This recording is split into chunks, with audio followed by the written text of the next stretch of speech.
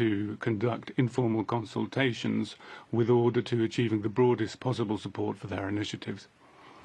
At least one informal consultation should be organised for each draft resolution or decision before the Council considers it for a decision. In order to ensure the effective participation of all stakeholders in the work of the Human Rights Council, I would encourage the main authors of draft proposals to share draft text with civil society organisations and other observers who are following informal consultations. Your Excellencies, ladies and gentlemen, the smooth functioning of this session of the Council depends upon a constructive environment based on respect. Quite often, the mandate holders of the Council are subject to personal attacks in the carrying out of their function. So I would like to remind you categorically that while it is absolutely legitimate to express positions on the reports presented, nothing justifies disrespectful language or personal attacks or threats against individuals. As President of the Council, I would like to reaffirm my full support to the mandate holders and firmly condemn any inappropriate attack. Furthermore, the active participation of representatives of civil society and national human rights institutions is a key pillar of the workings of the Human Rights Council. As President, I wish to ensure that any allegations of reprisals or intimidation against individuals or groups are having cooperated with the Council and its mechanisms are looked into.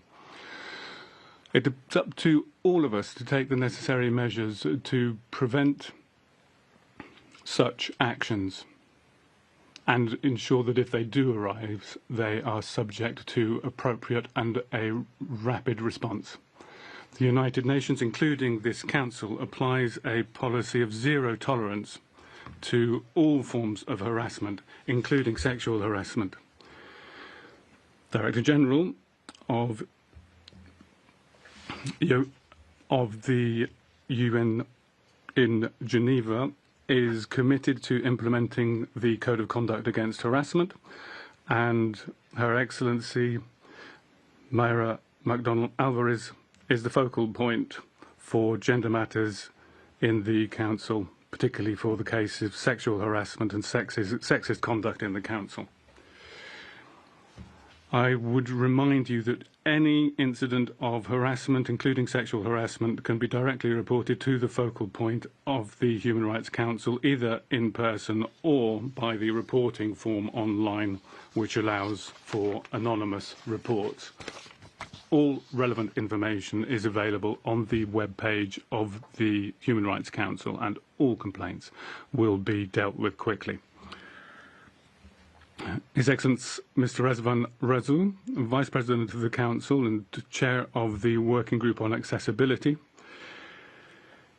will be working, and there is also a focal point for accessibility in the Secretariat.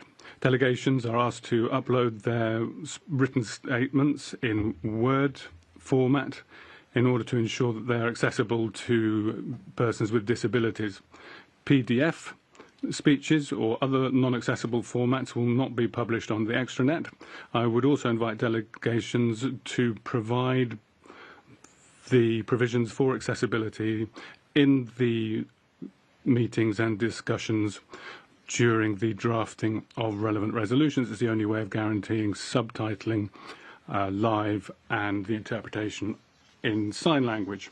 So, ladies and gentlemen, I will now turn to item 2 on our agenda, entitled the Annual Report of the High Commissioner of the United Nations for Human Rights and the report of the High Commissioner and the Secretary General. This is an item that will be open throughout the session, and I now have the pleasure of giving the floor to the High Commissioner for Human Rights.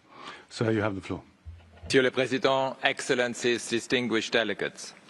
As we meet, conflicts are spiraling. The military escalation between Israel and Iran is deeply worrying, and I join all those appealing for de-escalation and urgent diplomatic negotiations to end these attacks and find a way forward. And I call for full respect of international law by both sides, in particular the protection of civilians in densely populated areas. Meanwhile, climate chaos is raging on, and in every region of the world, economic uncertainty is taking root, while technology is developing uncontrolled and at dizzying speed. Behind each crisis, people are suffering. We must never lose sight of this fact. The United Nations was founded to end war, reaffirm faith in fundamental human rights, and promote justice and international law. For 80 years, those promises helped to deliver a greater measure of peace and sustainable development. Life expectancy increased by 25%. The number of people with a basic education doubled. States agreed on a wide-ranging laws of war. They adopted treaties on women's rights, on the environment, on disarmament, on preventing genocide. Despite edging close to nuclear annihilation several times, reason prevailed. Our global agreements have proven themselves over decades, providing a vision for a better future. Today, we see dramatic steps to weaken them, creating a more dangerous world for us all. Can we sit by as global security and prosperity are undermined? Will we watch the rule of law as the rule of law is eroded? Can we continue as usual while powerful countries cast aside the agreements that underpin our lives? Can we risk massive conflict based on leaders' personal assessments and agendas? We must ask ourselves, is this the world the framers of the Charter imagined? And we must answer with the strongest possible defense of international law and human rights. The current trajectory of escalating conflict and blatant disregard for international human rights and humanitarian law is indefensible. Civilians are deliberately attacked, parties to conflict starve and rape as weapons of war, life-saving humanitarian aid is obstructed, and humanitarian aid workers are targeted. And accountability is often absent.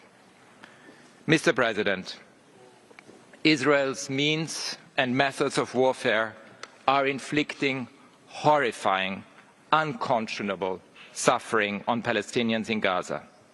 More than 55,000 Palestinians have been killed, including many thousands of children, according to the Ministry of Health in Gaza, and the attacks continue unabated. Israel has weaponized food and blocked life-saving aid. I urge immediate, impartial investigations into deadly attacks on desperate civilians trying to reach food distribution centers. Disturbing, dehumanizing rhetoric from senior Israeli government officials is reminiscent of the gravest of crimes.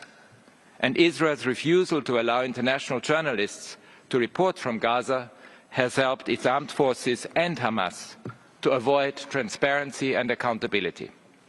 The facts speak for themselves. Everyone in government needs to wake up to what is happening in Gaza. All those with influence must exert maximum pressure on Israel and Hamas to put an end to this unbearable suffering. In the West Bank, no day passes without attacks by Israeli security forces and settlers killing, detaining and forcibly displacing Palestinians. Settlements are illegal, annexation is illegal. And attacks on Israelis by armed civilians also continue in both Israel and the occupied West Bank. All of this is deeply worrying. Only an immediate ceasefire leading to a two-state solution with Gaza as an integral part of a Palestinian state can offer sustainable peace. All Israeli hostages must be freed immediately and unconditionally. All Palestinians detained arbitrarily must be released. I am concerned by air and drone strikes by Israel in Lebanon, including in southern Beirut, which have killed civilians and destroyed homes and medical facilities. I urge full respect for the ceasefire to enable reconstruction and the return home of displaced people on both sides of the border. At this critical juncture, it is key for the international community to support the Lebanese government's efforts for much-needed institutional reforms and socio-economic recovery. In Ukraine, as ceasefire talks stall, the conflict is escalating. Civilian casualties have increased significantly this year as Russian armed forces used long-range weapons against cities and drones in frontline areas. While there have been exchanges of prisoners of war and, in some cases, civilian detainees, many are still in captivity. I urge the Russian Federation and Ukraine to commit to a full exchange of prisoners of war and for the immediate release of Ukrainian civilians detained in Russia. We urgently need a comprehensive ceasefire leading to a peace agreement in line with the UN Charter and international law. Sudan is plunging deeper into chaos and lawlessness without the attention this situation demands. Hostilities have intensified in North Darfur and Kordofan, marked by grave violations of international humanitarian and human rights law. My office documented a tripling in the number of arbitrary killings of civilians between February and April. This was largely due to summary execution by the Sudanese armed forces of alleged collaborators in Khartoum. I remain deeply concerned about the situation in Al-Fasher, which has been under siege by the Rapid Support Forces for over a year. I'm horrified by widespread sexual violence, including against children, and attacks on humanitarians. I urge the international community to press for a political solution, to stop the flow of arms, and to curb the business interests that are fueling this conflict.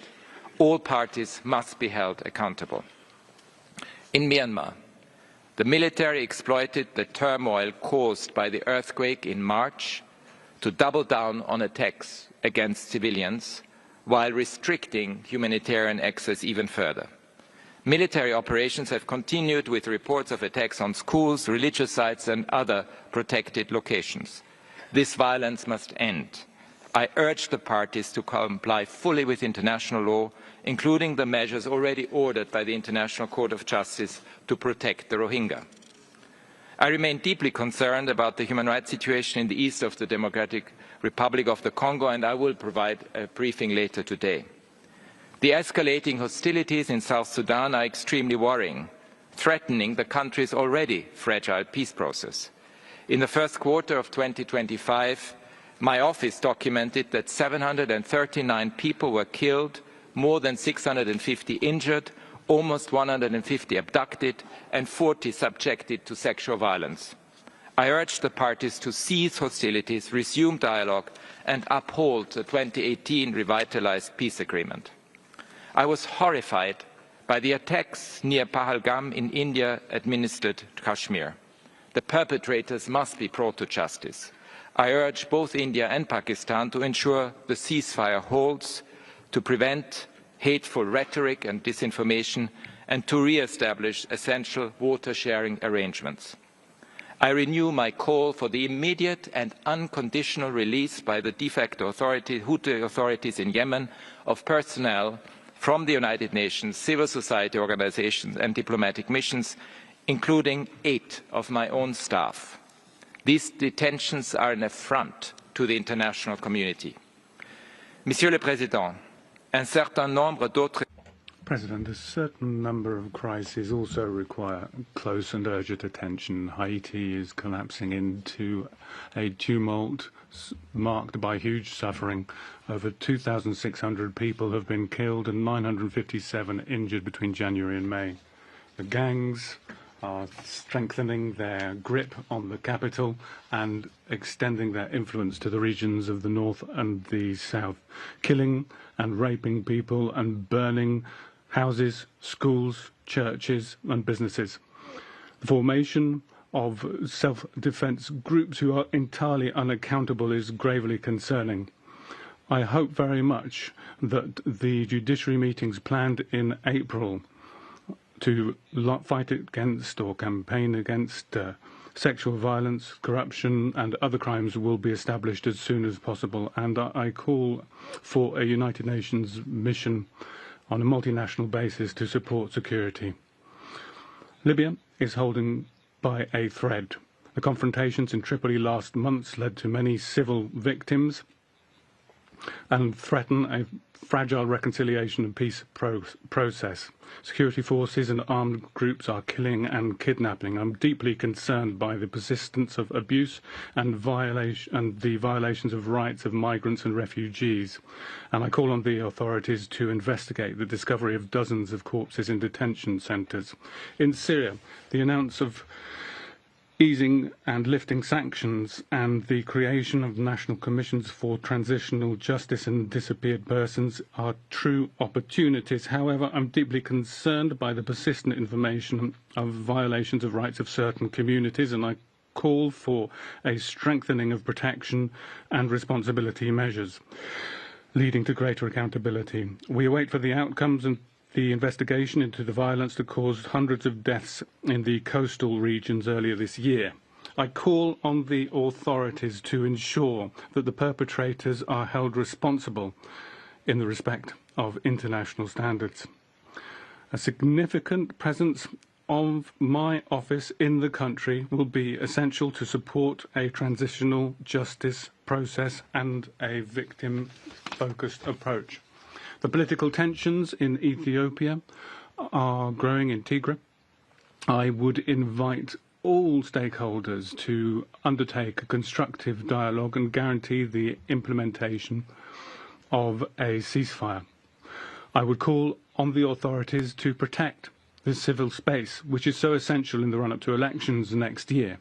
It's essential that an end be put to arbitrary detentions and the intimidation of media professionals and journalists, and that there be full respect for procedural guarantees. A number of other crises also call for urgent attention. Military authorities in the Sahel have consolidated their grip on power, frustrating the democratic aspirations of their people while the human rights situation worsens.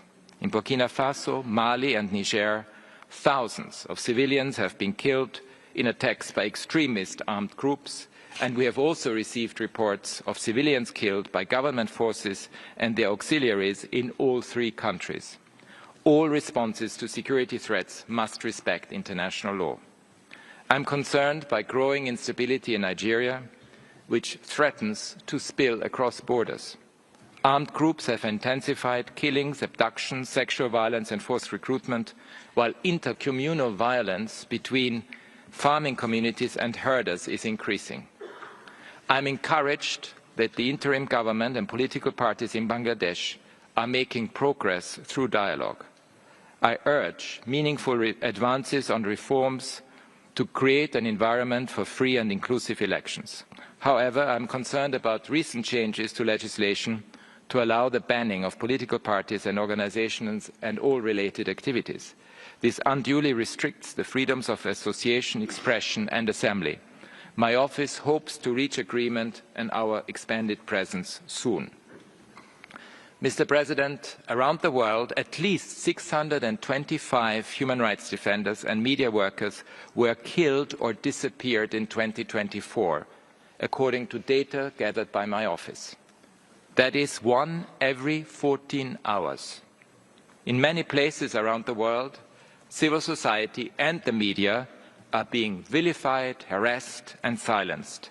But it is precisely civil society and the media who hold power to account and must be protected. In a troubling trend, authorities in several countries with upcoming elections, including Cameroon, Cote d'Ivoire, Honduras, Peru and Uganda, among others, are banning public gatherings, detaining opposition leaders, undermining civil society and attacking human rights defenders. I am closely following the recent developments in Bolivia, and electoral integrity must be preserved ahead of elections in August. Dialogue and respect for the rule of law must prevail. In Somalia, the arrest and detention of journalists and media workers is undermining freedom of expression and creating a climate of fear. Some 26 journalists and media workers have been arrested in Mogadishu so far this year. My office is also documenting increased arbitrary detentions and intimidation of political opponents and media workers in Venezuela following the 2024 elections. I have serious concerns about torture and ill treatment in detention and violations of due process, and I will provide an update on the 27th of June. In Turkey, I am concerned about mass detentions, including of opposition figures on charges of corruption and terrorism. All those detained for the legitimate exercise of their rights must be released immediately. In Georgia and El Salvador, new laws make it more difficult for NGOs and independent media to access foreign funding. This could harm their ability to operate freely and effectively. Similar legislation is under discussion in Hungary, and I urge the government to reconsider it. In the Russian Federation, I remain deeply concerned by the ongoing suffocation of dissenting voices, civil society, lawyers and the independent media. Criminal charges and harsh sentences for people who criticize state policy or legislation are contrary to international human rights standards. During my visit to Serbia last month, I was struck by the courage and resilience of young people who have mobilized for accountability, transparency and the rule of law. Their voices need to be heard and respected. I continue to engage directly with China on a wide range of issues. I am concerned about lack of progress on much-needed legal reform to ensure compliance with international human rights law. I also regret that there has not yet been a resolution to the individual cases we have raised. My office continues to receive worrying reports of violations in Xinjiang, including undue prison sentences, incommunicado detention and restrictions on fundamental rights. In Hong Kong, the continued application of national security laws raises serious concern about the shrinking of civic space. In Tibet, there are ongoing infringements on cultural and other rights.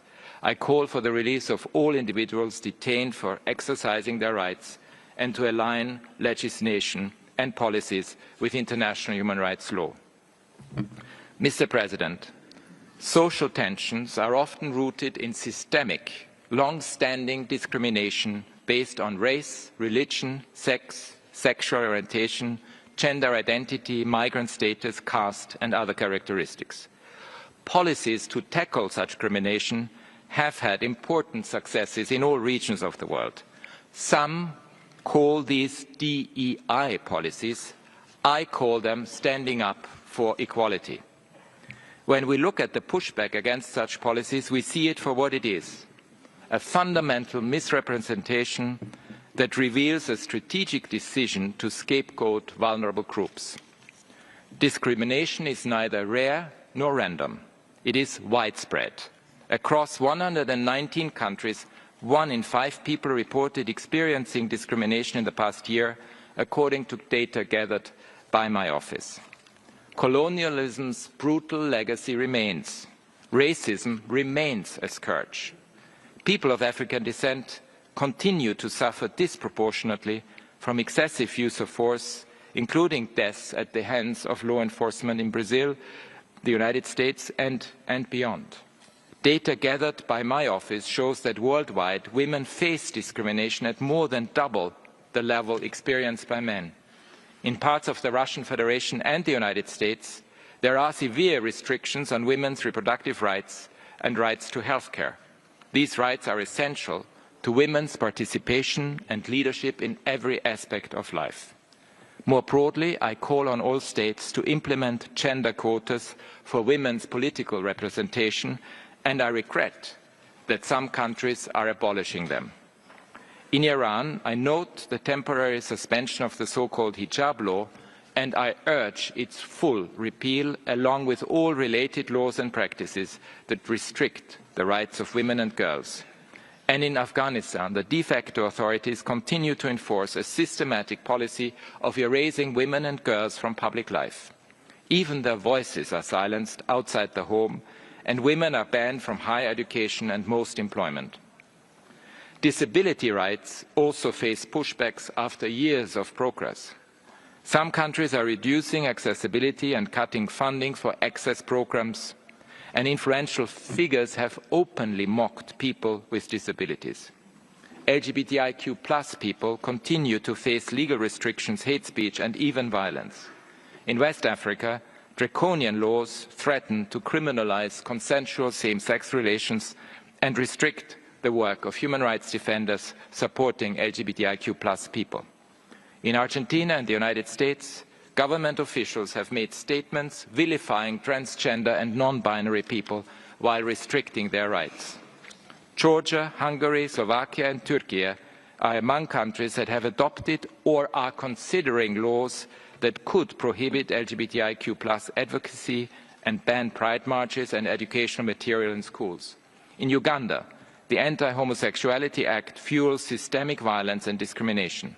At least 70 cases involving 88 victims were documented in the first 4 months of this year.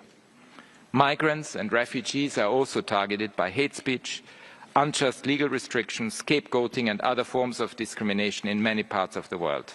In Tunisia, anti-migrant rhetoric from public officials has fueled physical attacks and online hate campaigns.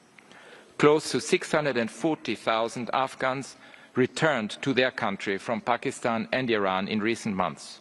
More than 250,000 of them were forced to do so. Regardless of legal and documentation status, Afghans forced to return may encounter serious protection risks, especially women and girls who face severe persecution. Migrant workers from Myanmar face deportation from Thailand, sometimes followed by conscription into the Myanmar armed forces. I am disturbed by reports that the immigration authorities in the Dominican Republic deported pregnant women migrants from Haiti and those who had just given birth. Here in Europe, I am concerned that several leaders recently called for changes to the interpretation of human rights law on complex issues of migration governance. I urge EU countries to put human rights at the centre of new regulations on returns and migration governance more generally, including by expanding safe and regular pathways. In the United States, the arrest and deportation of large numbers of non-nationals, including to third countries, raise serious concern over respect for their rights. As people protest against these developments, I urge the authorities to respect the right to peaceful assembly and to uphold human rights in law enforcement, including by refraining from any resort to military force when civilian authorities are capable of maintaining public order. Mr. President, distinguished delegates, as disturbing as all this pushback is, we must not fall for the hype.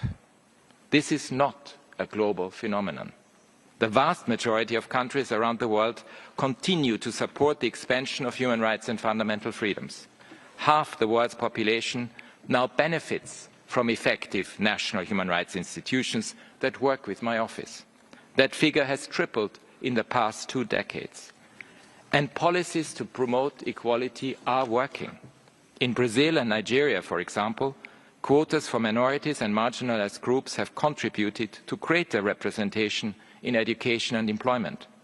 Countries including Bolivia, Chile, Fiji and Peru have implemented initiatives to promote the participation of indigenous peoples, including reserving seats in national parliaments. The government of Guatemala has started to hold monthly meetings with indigenous peoples and people of African descent, leading to several local agreements on territorial claims. Thailand recently became the first country in Southeast Asia to legalize marriage by marriage equality. Timor-Leste recently passed a law stipulating that police must carry out their duties without discrimination based on gender or sexual orientation. Pakistan has outlawed child marriage in Islamabad, a historic legal breakthrough. The first resolution on discrimination based on work and descent, adopted by the African Commission on Human and People's Rights, is an important step to address deep-seated stigma. In Somalia, the new National Disability Rights Bill provides a framework for action and inclusion.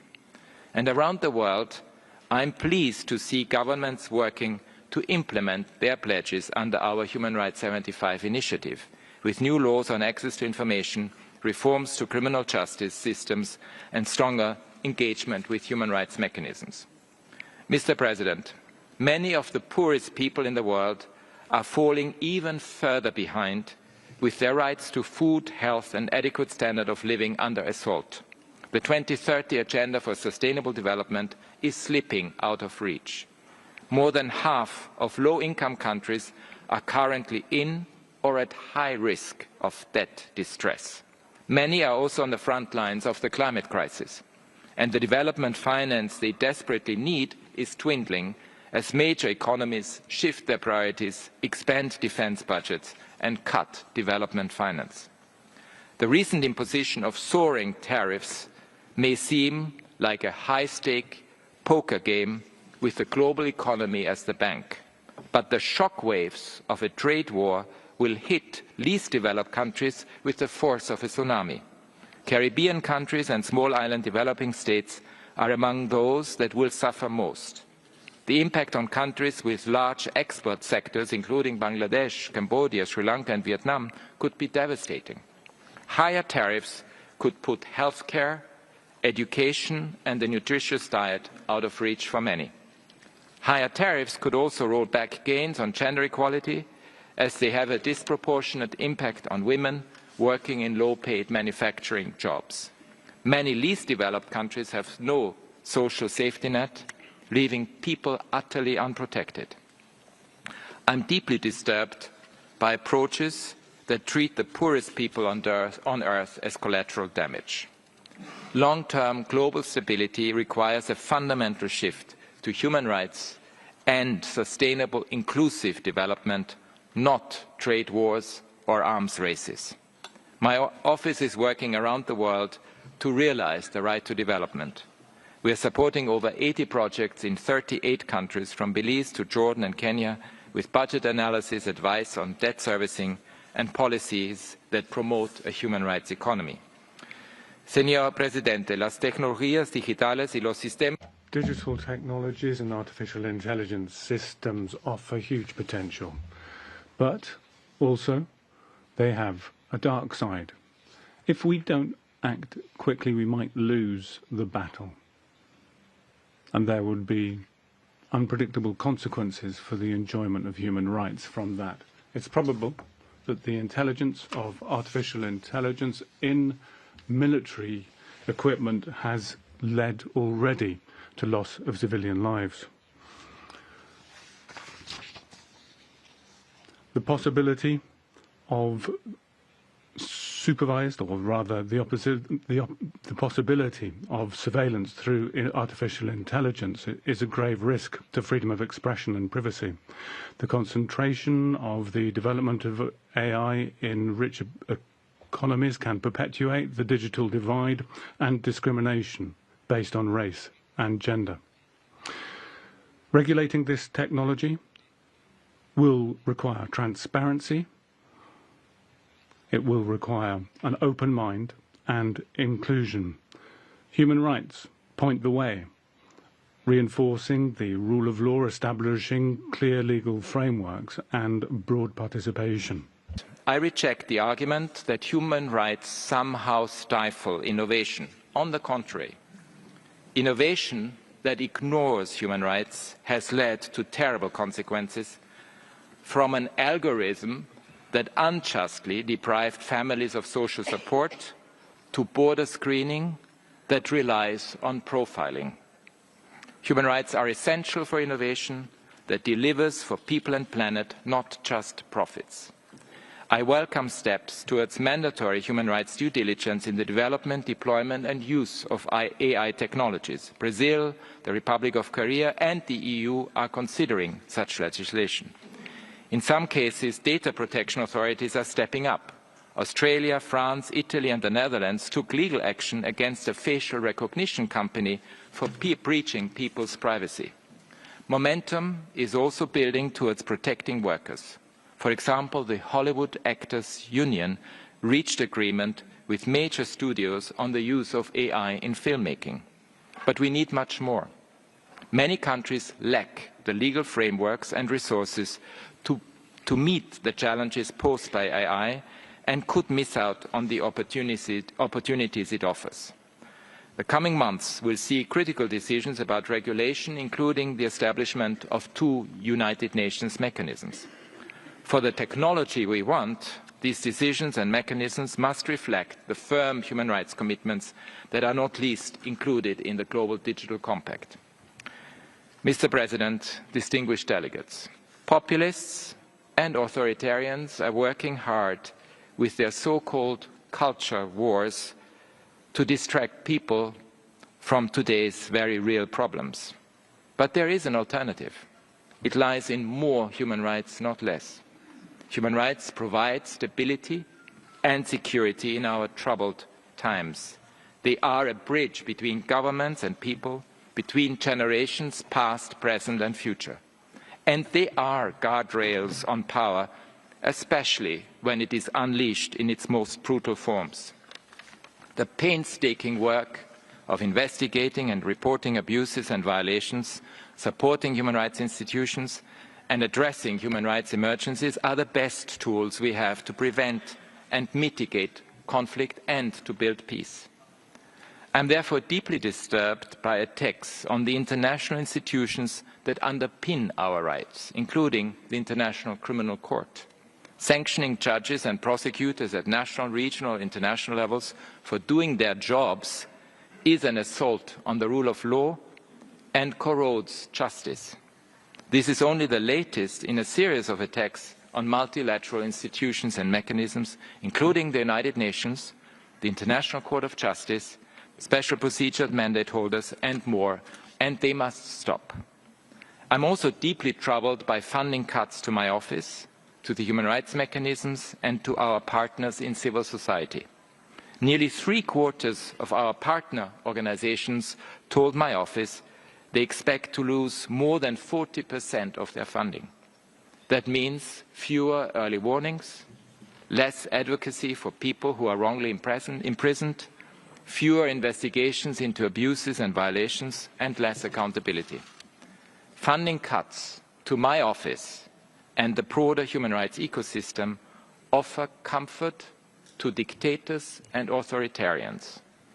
But the vast majority and our global security will suffer. At this testing time, we need governments and societies to stand up for human rights in word and deed. Thank you. Merci beaucoup. Merci, Monsieur le Haut-Commissaire. Thank you, Mr. High Commissioner.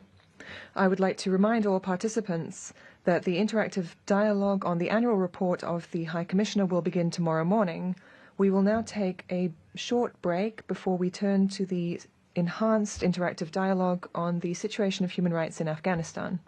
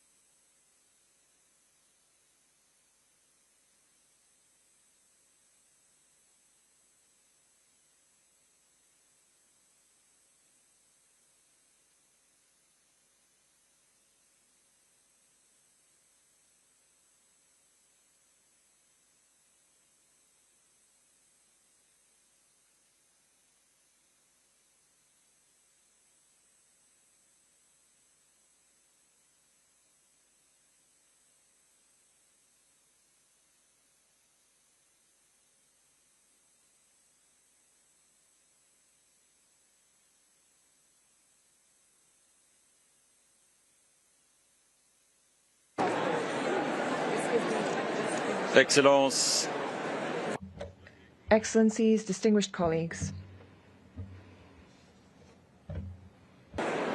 okay, please take your seats, colleagues. We are continuing.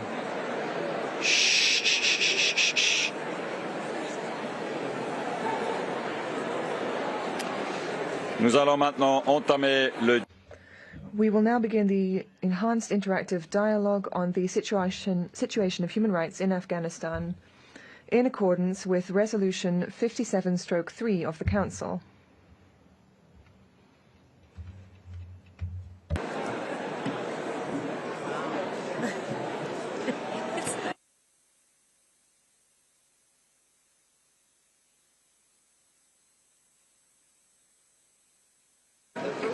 Je rappelle que la durée des I would like to recall that the duration of interactive dialogues is 1 hour and 30 minutes. However, depending on the number of delegations registered for each interactive dialogue and time permitting, the Vice Presidents and I myself will determine whether we can exceed the duration of 1 hour and a half for some dialogues, so as to give the floor to more delegations. I invite the delegations on the list to be ready. Interpretation in Dari will be available as an exception during this meeting, so as to make it more accessible to those following the interactive dialogue in Afghanistan. The interpretation is available via the floor channel.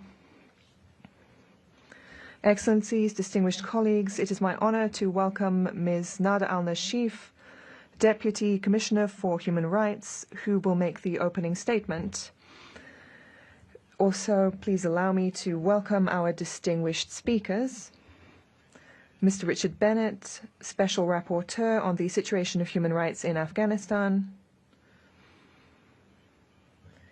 Mr. Maibullah Tayeb, the Counselor from the Permanent Mission of Afghanistan. Ms. Zara, that is a pseudonym, a teacher and survivor of child marriage living in Afghanistan, who will address us via video message. Ms. Fatima Amiri, an activist for education for Afghan girls, a student and survivor of an attack against an education center in Kabul, and Ms. Mariam Mitra, a researcher, poet, and women's rights activist in Afghanistan. The speakers list will be closed in 15 minutes, and I have the honor to give the floor to the Deputy Commissioner for Human Rights for her statement. Thank you, distinguished President, Your Excellencies, colleagues and friends. I'm pleased to represent the High Commissioner at this enhanced interactive dialogue and to address this Council on a matter of urgent and ongoing concern: the state of access to justice and protection in Afghanistan, particularly for women and girls. Since the Taliban seized power in August 2021, justice in Afghanistan has undergone a dramatic and deeply troubling transformation. The legal framework established during the Republic of Afghanistan era has been effectively suspended or dismantled, with new structures put in place. They include the reconfiguration of the judiciary, including the removal of female judges, the dissolution of the Office of the Attorney General, restricted space for defense lawyers and the rights of the accused, and the removal of key protection mechanisms.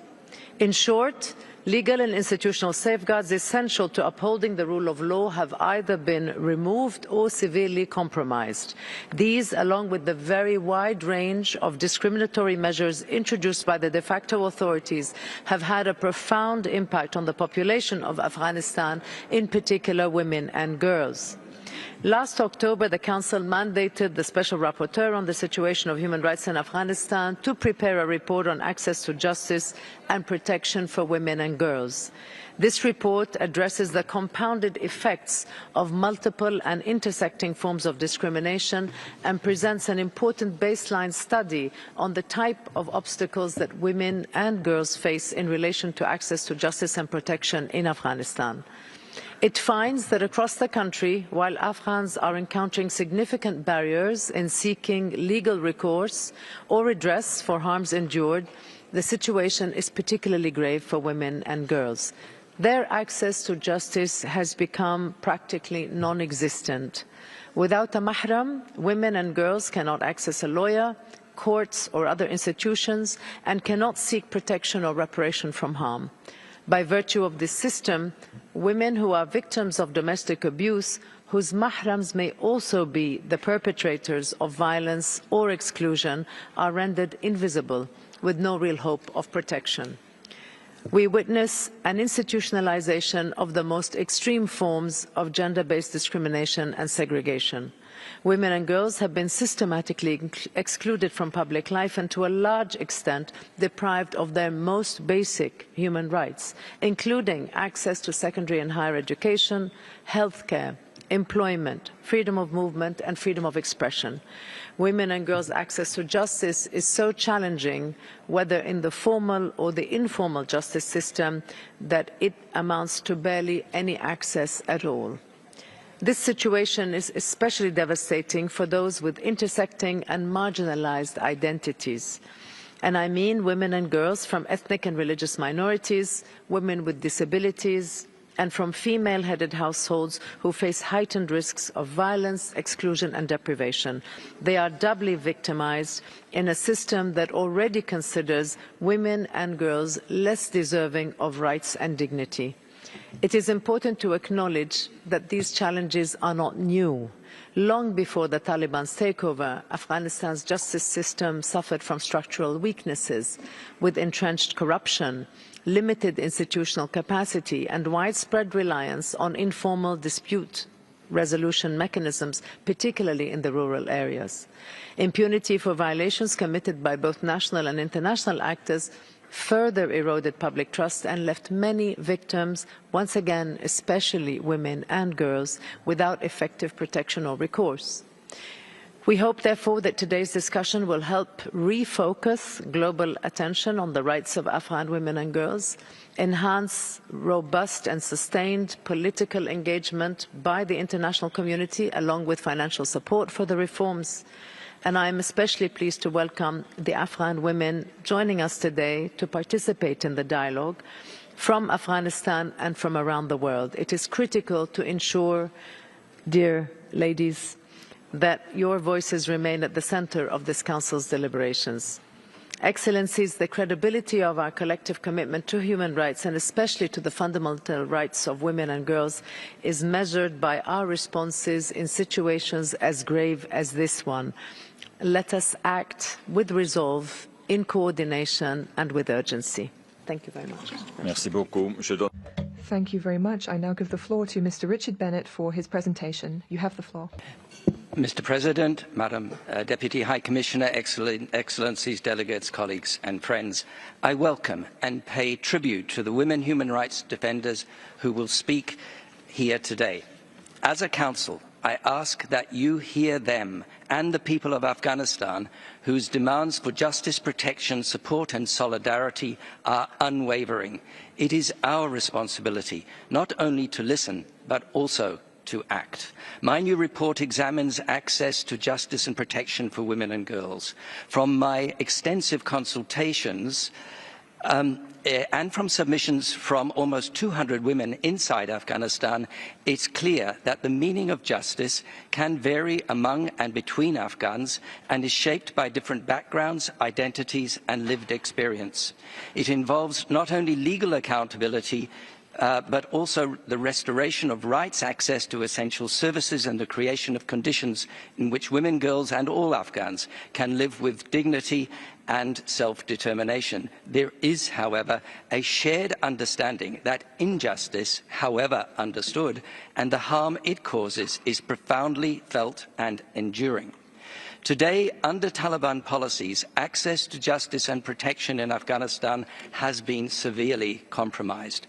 It is virtually unattainable. The de facto authorities have dismantled legal and institutional frameworks and abolished crucial protection mechanisms, while support networks have either collapsed or been forced underground. The Taliban's transformation of the justice system weaponizes the legal, judicial and social order to oppress women and girls, their allies and LGBT persons. It is designed to enforce, entrench and sustain the group's repressive and misogynistic ideology. While all women and girls bear the brunt, those with intersecting minority and marginalized identities are especially affected. This system of gender persecution amounts to crimes against humanity and is well characterized as gender apartheid. Any talk of normalization in this context is vastly premature. Mr. President, members of the Council, I invite you to consider the situation beyond this latest report. My 10 reports to this Council and the General Assembly since 2022 together chart an alarming trajectory of deepening discrimination and repression of the people of Afghanistan, especially women and girls, and the situation is continuing to deteriorate, whether through ever-expanding restrictions, increasingly harsh enforcement of repressive moral codes, shrinking media and civic space, the alarming increase in corporal punishment, or continuing reprisals against former members of the security forces. Against this backdrop, I'm increasingly alarmed by any framing of Afghanistan as a kind of lost cause, where nothing can be done to change the situation. This is not the case, as the people of Afghanistan are showing daily. I ask, when Afghanistan's future is discussed, who are the key stakeholders? The answer is, and must be, the people of Afghanistan themselves, including women, girls, and youth in all their diversity, both inside the country and in exile. It is they who will build a more inclusive, equal, and stable country. Mr. President, I also ask whether the international community, including this Council, is using all the tools at its disposal to support the people of Afghanistan, to counter creeping normalization in the face of no improvements on the ground, and to challenge the Taliban's institutionalized oppression and persecution. The answer is no. More can and must be done, including strengthening and expanding accountability measures that will tackle the pervasive impunity that continues. But there is no panacea, and effective action is needed to improve the situation on the ground now. I continue to advocate for an all-tools approach, a range of interventions that together exceed the sum of their parts and maximize the potential for the emergence of a safe, stable and inclusive Afghanistan. This should include prioritizing support for Afghan-led civil society, especially women-led NGOs, providing humanitarian assistance, funding education and economic empowerment initiatives for women and girls on the ground, and assisting states who are hosting Afghan refugees. It also includes supporting men and boys, including through initiatives that empower them as positive agents of change. We, the international community, must stand firmly with the brave people of Afghanistan who continue to risk everything in pursuit of justice, dignity and peace. I thank you. Thank you, Richard. Je donne maintenant la parole à... And now give the floor to the next speaker. You have the floor. President, thank you. Let me start by thanking Deputy High Commissioner and expressing my happiness for presence of women and girls from Afghanistan for today's discussion. We thank the Special Rapporteur, Mr. Richard Bennett, for his latest report and continued commitment. The report paints a stark but accurate picture of the situation in Afghanistan, one that Afghanistan civil society, especially women, have been urging this Council to confront with urgency. Since the Taliban's military takeover, Afghanistan has undergone not a reform of justice, but a dismantling of it. As detailed in the report, the Taliban de facto authorities have abolished the constitution, nullified all laws protecting women and children, and replaced the legal framework with unpublished edicts issued arbitrarily at provincial or national levels. Courts are staffed entirely by Taliban-appointed male judges, often without legal training, enforcing a harsh interpretation of Sharia that lacks consistency and due process. Women and girls have been removed from every layer of the justice system, as judges, prosecutors, lawyers and complainants. The Afghanistan Independent Bar Association has been dissolved.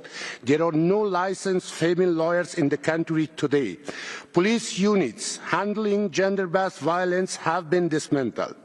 and complaints of abuse, rape, or forced marriage are either ignored or lead to reprisal against the victims. The requirement of a mahram, a male guardian, to access courts, travel, even appear in public has become a tool for control, silencing women by cutting them off from any form of remedy. Mr. President, since February 2025, the Taliban have escalated their repression. They have banned women from attending private medical training institutions and trained to revoke licenses of NGOs that employ women. In March, the so-called Ministry of Promotion of Virtue and Prevention of Vice began enforcing bans on women's voices in public broadcasts, extending censorship to include female poets, singers, and educators. The so-called courts have overturned divorces granted under the previous government, forcing women back into obvious marriages or charging them with adultery for remarrying. Peaceful protests have been met with violence. In late February, a group of women protesting education bans in Kabul was dispersed with gunfire and several were detained and disclosed locations. More than 40 civil society activists, including ethnic minority leaders, have been arbitrarily arrested since February, with many reportedly held with charge. The Taliban's General Director of Intelligence continued to carry out home raids, device searches, and enforce disappearances, especially targeting those suspected of dissent. Mr. President, these actions are not administrative failure. They are the core of an ideological project to enforce a gender-segregated authoritarian regime. As the last Human Rights Council resolution on Afghanistan rightly stated, this is an institutionalized system of discrimination and exclusion. As the Special Rapporteur emphasized, it may amount to crimes against humanity, including persecution on the ground of gender. Mr. President, the international community cannot continue to express concern without consequences. We fully support the Special Rapporteur's recommendation to establish a new UN investigative mechanism, independent but complementary to the current mandate. It must be empowered to document violations, collect and preserve evidence, identify perpetrators and support avenues for justice, including through the International Criminal Court and other accountability forms. Mr. President, we also stress that any engagement with the Taliban must be strictly conditioned on verifiable human rights benchmarks. This includes immediate reopening of schools for girls of all ages, removal of mahram restrictions, reinstatement of women's rights to work and move freely, and the restoration of a functioning right respecting legal system. Empty rhetoric from the Taliban cannot substitute for measurable change. Support for Afghanistan civil society, especially women-led organizations and excited legal professionals, must be sustained and expanded. We urge all members to act, support the creation of an investigative mechanism, strengthen international accountability, conditions all engagement on human rights, and stand firmly and urgently with the people of Afghanistan, especially its women and girls. I thank you. Thank you, Councillor. Je donne maintenant la parole. I now give the floor to Mrs. Zhar for your presentation by video message.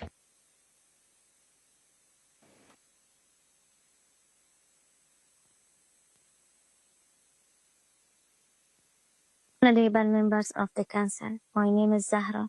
I speak to you as a mother, a teacher, and a woman from Afghanistan who has lived through the Taliban regimes and 20 years of hope and heartbreak. I was 13 years old when I was forced into marriage. That was the year 2000, during the first Taliban rule. The Taliban were going door to door searching for unmarried girls. My family was afraid to protect me. They arranged my marriage to my cousin. He was 20. I was still a child. I cried. My mother cried. She knew it would be painful, but believed it was safer than what the Taliban might do. I had been one of the best students in my class. All I wanted was to stay in school, but at 14 I became a mother.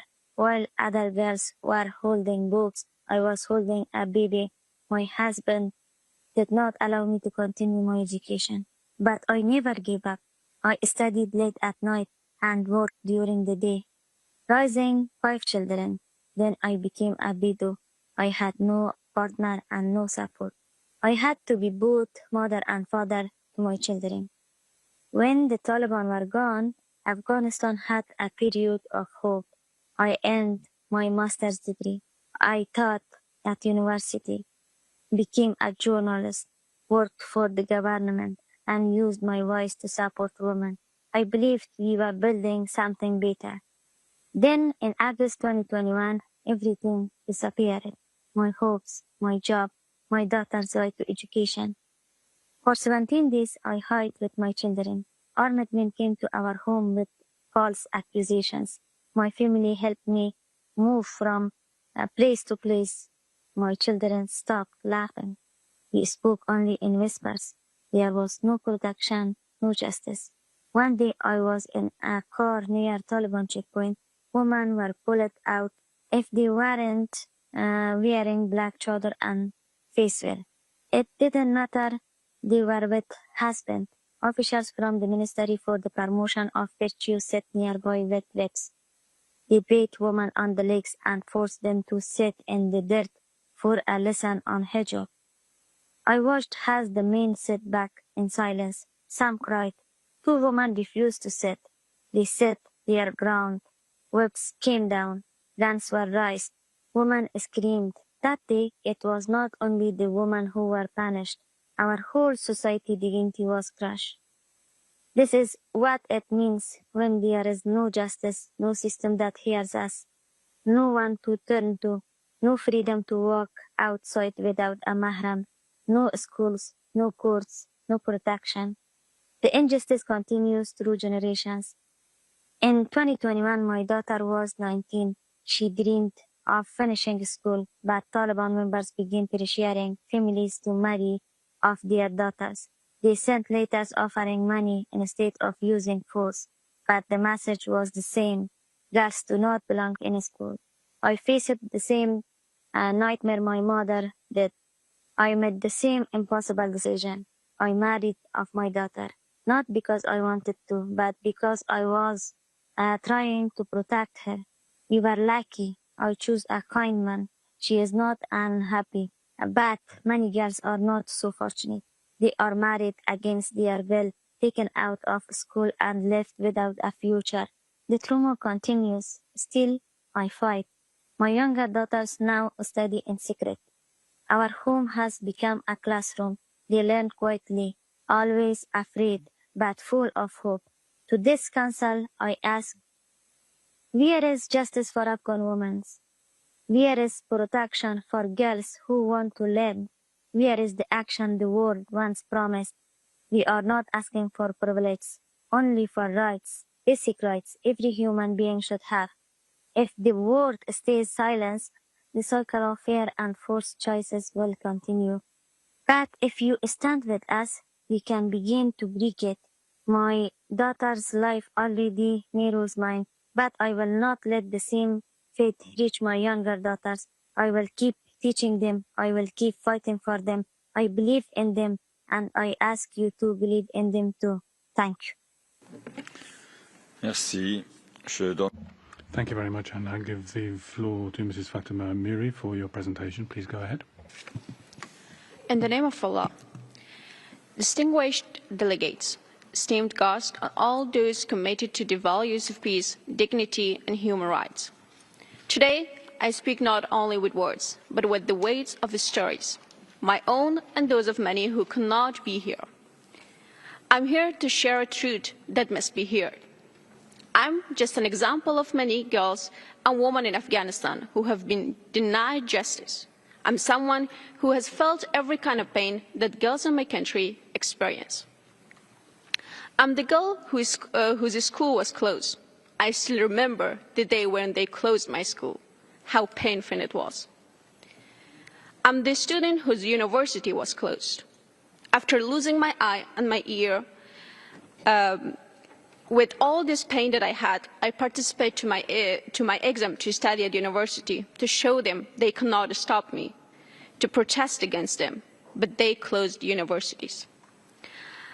I'm the young woman who could no longer work in her own country. I was working and supporting my family, but they took this right from me.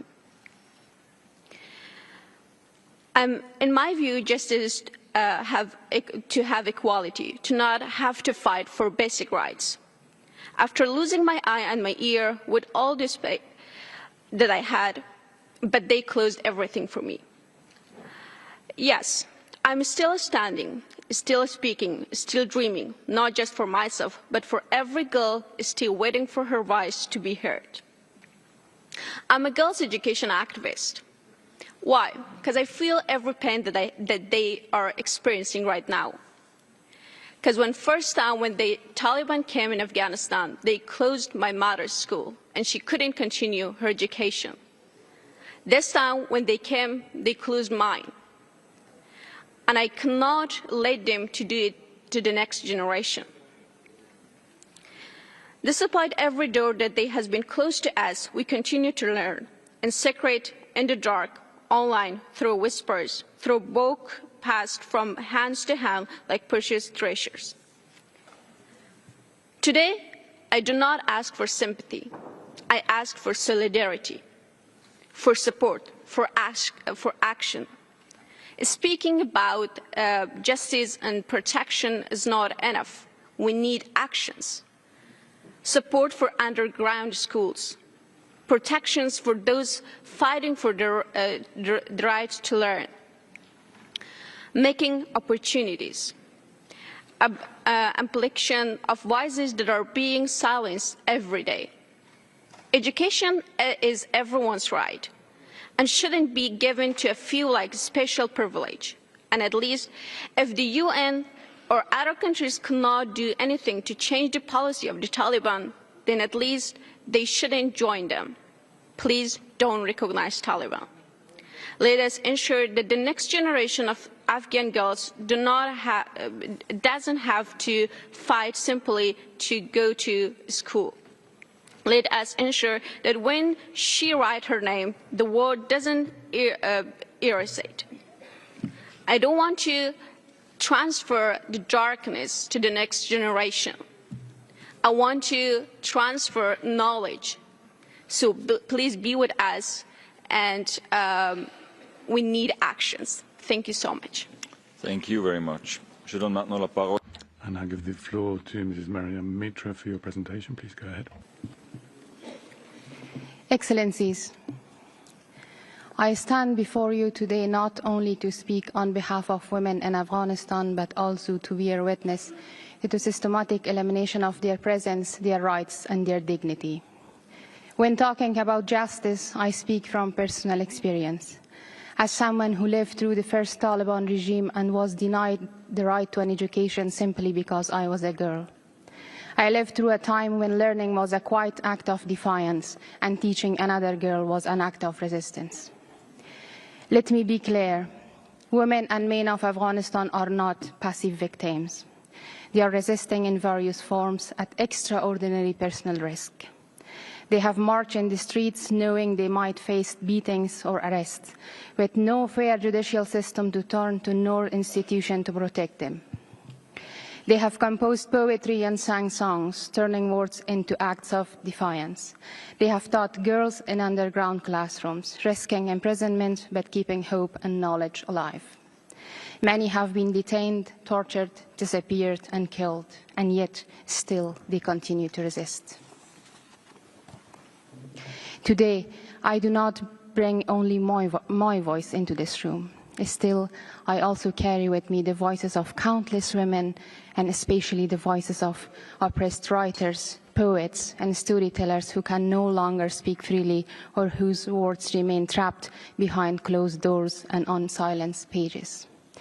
Let me share with you a poem I composed in Farsi in honor of the resilience and resistance of the women of Afghanistan.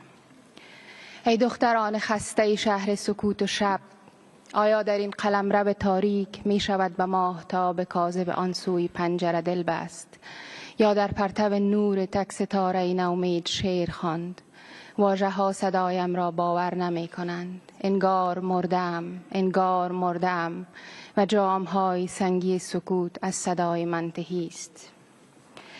اگرچه سال هاست حنجره روزگار صدایم را انکار می کند. اگرچه قرن هاست با صدای زخمیم چیغ می زنم. های باورم کنید من حضور کاذب یک سایه نیستم. This is the spirit we must protect, this is the voice we must amplify, and this is why your action, our collective action, is so urgently needed. As someone who has known the silence of injustice firsthand, I urge this Council to take the following concrete steps to enhance justice and protection for Afghan women and girls. First, formally recognize the Taliban's policies as gender apartheid and begin the process of establishing it as crime under international law. Second, ensure that women's rights remain at the center of all diplomatic engagements with de facto authorities. No political negotiation should take place without women at the table, and no agreement should be concluded if it ignores their rights. Third, support organizations that provide protection and offer judicial support, especially for women and other vulnerable groups, including scholars, activists, educators, and students, and expand safe pathways for them through humanitarian corridors, scholarships, and relocation programs. Fourth, increase support for grassroots women's organizations, many of which continue to work in hiding. Their voices must shape our responses and guide our actions. Finally, demand accountability. Impunity must never be the reward for gender persecution. The world is watching.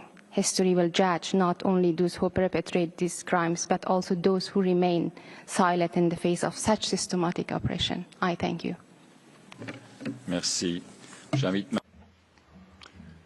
Thank you very much. I now invite those delegations who wish to put questions to the speakers and make comments in their statements. I'd remind you that the speaking time is limited to 1 minute 30 seconds for each statement, and I'll begin with the distinguished representative of Iceland on behalf of a group of countries. Mr. President, I speak on behalf of the Nordic Baltic states. We remain deeply concerned about the grave human rights violations and abuses, including the widespread and institutionalized system of discrimination and oppression against women and girls in Afghanistan. Systematic gender oppression has been further expanded and institutionalized, with women facing restrictions, including by removal from the justice sector. Today, the judiciary does not have any female judges or prosecutors, and no officially registered female lawyers, leaving women and girls with fewer safe channels to report violations and abuses, restricting their access to justice and protection. Furthermore, dismantling of essential legal protections and institutions safeguarding children's rights has led to a system where girls and boys are treated as adults. This not only violates their rights, it exacerbates the vulnerability of children and youth and their ability to seek justice. Afghanistan youth must be recognized as key stakeholders. Protecting their rights and supporting their participation will be vital for building a more inclusive, peaceful and representative Afghanistan. We call on the de facto authorities to fulfill their responsibilities to international human rights treaties ratified by Afghanistan, including by reversing policies and practices that violate these obligations. Special Rapporteur, how can we support participation of civil society and youth in protecting the rights of women and girls in the current context in Afghanistan? I thank you. Merci. La liste des orateurs. Thank you very much. The list of speakers is now closed, and I give the floor to the distinguished representative of the European Union. In particular, for bringing the voices of the women of Afghanistan to the HRC. The human rights and humanitarian situation in Afghanistan remains catastrophic. The EU condemns the systematic and systemic human rights violations and abuses. We particularly condemn extreme gender-based discrimination by the Taliban against women and girls, which may amount to gender persecution, a crime against humanity under the Rome Statute, to which Afghanistan is a party. The EU reaffirms its support for the international criminal justice system, for the fight against impunity, for preserving the ICC's independence and integrity. The Taliban has reshaped Afghanistan's legal system to serve their ideological and misogynistic model of governance. We call on the Taliban to render their policies and practices consistent with the international human rights obligations of Afghanistan. Furthermore, many Afghans are affected by entrenched harms that arise to the intersection of multiple forms of discrimination. The EU calls for the protection of the rights of persons belonging to minorities, including ethnic and religious minorities, such as the Hazara, as well as LGBTI persons. Question, what are the viable ways to end the cycle of impunity and ensure accountability for perpetrators of violations and abuses inside Afghanistan, especially in relation to violations against women and girls? Thank you. Merci. Thank you very much. I give the floor to the distinguished representative of Pakistan on behalf of the OIC. President, the OIC Group thanks the Deputy High Commissioner for her presentation and takes note of the Special Rapporteur's report. We reiterate our consistent concerns over the humanitarian, human rights and socio-economic conditions in Afghanistan.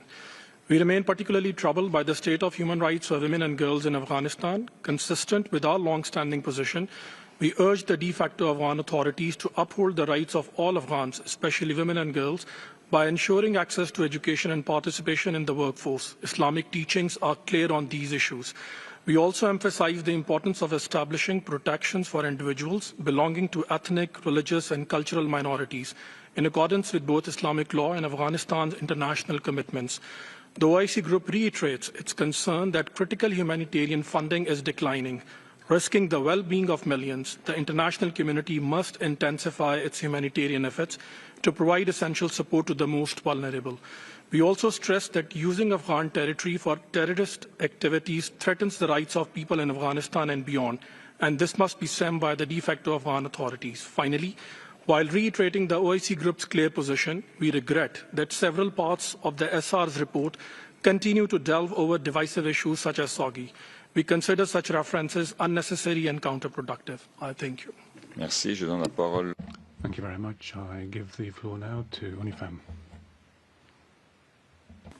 Thank you, Mr. President. UN Women welcomes the Special Rapporteur's report and its clear recognition of the Taliban's justice system as a mechanism of gender-based oppression. Since August 2021, Afghan women and girls have been systematically stripped of their rights. The dismantling of legal protection, the exclusion of women from the judiciary, and the enforcement of restrictive edicts have created a justice system that denies them safety, dignity, and redress. This system of injustice is reinforced by exclusion from public life. Women and girls are barred from education beyond grade 6, denied access to most employment, and erased from political and decision-making spaces. Their participation in the workforce is minimal, and their access to financial services remains severely limited. The prevalence of violence against women remains alarmingly high. Despite these challenges, Afghan women and women-led organizations continue to demonstrate remarkable courage and resilience. Many are finding ways to advocate for their rights and pursue alternative pathways to justice, including through community-based mechanisms. We echo the Special Rapporteur's calls to establish clear human rights benchmarks for engagement with the de facto authorities to ensure Afghan women's equal, meaningful, and safe participation in all discussions regarding Afghanistan, and to scale up sustained support for women-led organizations. Justice for Afghan women and girls must be central to any future vision for an inclusive Afghanistan. I thank you. Merci. Thank you very much. I now give the floor to UNICEF. Mr. President, UNICEF welcomes the report of the Special Rapporteur and this interactive dialogue. Since 2022, UNICEF has regularly alerted this Council on the dire situation of child rights in Afghanistan, especially girls, and today, yet again, expresses alarm at the violations of the rights of children, especially girls in Afghanistan, and at the systemic discrimination against girls, including their lack of access to justice. Today, 2.2 million girls have been excluded from secondary school, with the number growing each academic year. Women and girls also continue to be barred from attending higher education, which now includes medical training institutes, further limiting access to healthcare for women. We urge the de facto authorities to comply with their legal obligations toward children in Afghanistan, especially girls. This includes immediately lifting the ban on girls' education and resuming learning for all children. It also includes ensuring access to an effective remedy for all girls whose rights are violated. Thank you. Merci. Je donne la parole. Thank you very much. I now give the floor to the distinguished representative of New Zealand. Thank you, Mr. President. New Zealand thanks all the speakers for their presentations, and we thank the Special Rapporteur for his comprehensive report. We strongly support the mandate of the Special Rapporteur and his critical work in ensuring accountability for human rights violations and abuses.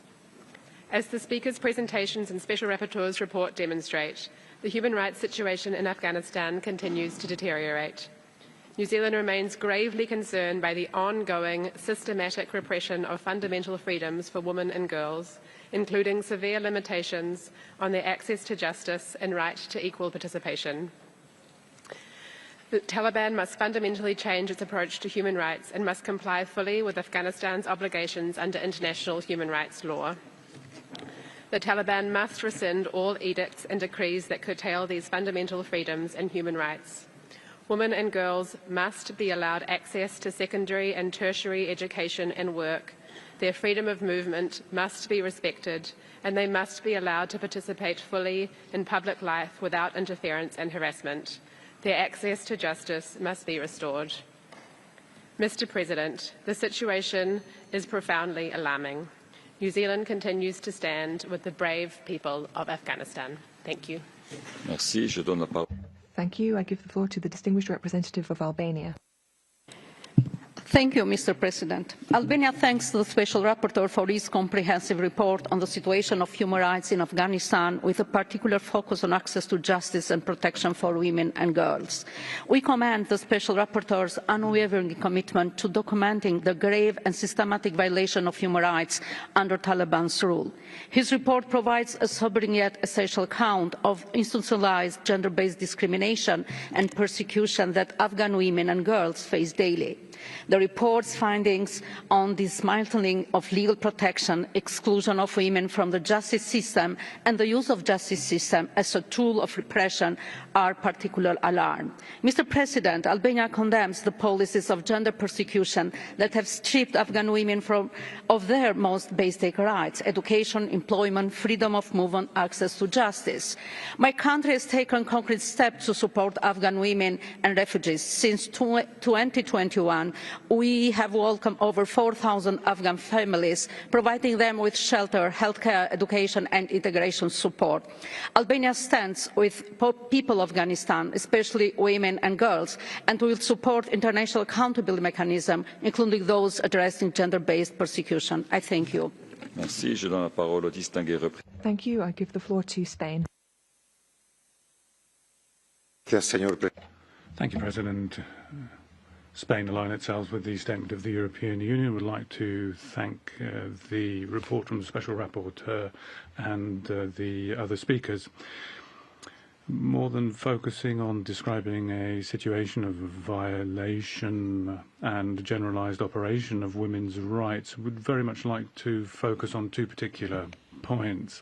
First, pay tribute to the dignity and resistance of Afghan women and the organizations who face huge challenges but continue to speak out to claim their rights. And secondly, underline that we cannot remain indifferent before what is happening. Spain remains unwavering its commitment to Afghan women and believes that significant measures can be taken and the International Criminal Court and the ICJ to put an end to the violation of women's rights. We note the report of the Special Rapporteur and think that this mandate can be strengthened through an independent investigation mechanism which would contribute to guaranteeing accountability for crimes committed in Afghanistan. Mr. Bennett, how can we ensure the inclusion of Afghan women in discussions on the future of their country and the fight against impunity? Thank you. Merci. Je donne la parole à la distinguée. Thank you. I give the floor to the distinguished representative of Slovenia. Thank you, Mr. President. Slovenia aligns with the EU statement, and we thank the Special Rapporteur for his latest report. As we approach the four-year milestone since the Taliban enforced the widespread, systematic and institutionalized system of gender-based discrimination and exclusion, the situation continues to deteriorate further. All measures that directly and indirectly hinder women's and girls' access to justice are unacceptable and deplorable. As the reform of Afghanistan's domestic accountability mechanisms remains highly unlikely, we share the view that the alleviation of the situation of Afghan women and girls requires external facilitation. We support the efforts of the international community to address these shortcomings through international accountability mechanisms. Finally, Mr. Special Rapporteur, we strongly resonate with the words of an Afghan woman cited in the report that justice isn't limited only to seeking legal recourse and services. For Afghan women, it often reflects their goals and aspirations to fully enjoy their fundamental freedoms and protections, equal and fair treatment, to be seen and heard, and to be safe. Slovenia will continue towards the safety, dignity and redress for all Afghan women and girls. I thank you. Thank you. I give the floor to the distinguished representative of Austria. Thank you, Mr. President. Austria aligns itself with the EU statement. We thank the Special Rapporteur for his report. The Taliban's ban on education at medical institutions for female students is deeply alarming, further depriving women and girls of their right to education and weakening the healthcare system. We are further appalled by the increase in gender-based violence, forced and early marriage, and cases of women detainees being sexually abused and assaulted by the Taliban de facto authorities. We are also concerned by the widespread and systematic human rights violations carried out in Afghanistan, including extrajudicial killings, arbitrary arrests and detention, enforced disappearances, and acts of torture against former government officials, security personnel, journalists, and human rights defenders. We urge the de facto authorities to immediately stop public executions and abolish the death penalty by establishing, as a first step, an official moratorium. Austria reiterates its call on the de facto authorities to abide by Afghanistan's international human rights obligations, including under the CEDAW, and to uphold the principles of non-discrimination and the rule of law. I thank you. Merci, je donne la parole. Thank you. I give the floor to the distinguished representative of North Macedonia. Mr. President, Afghanistan is experiencing a grave human rights crisis. Since the Taliban's return to power in 2021, women and girls have been systematically excluded from public life. Legal protection has been dismantled, independent institutions dissolved, and access to justice has nearly vanished.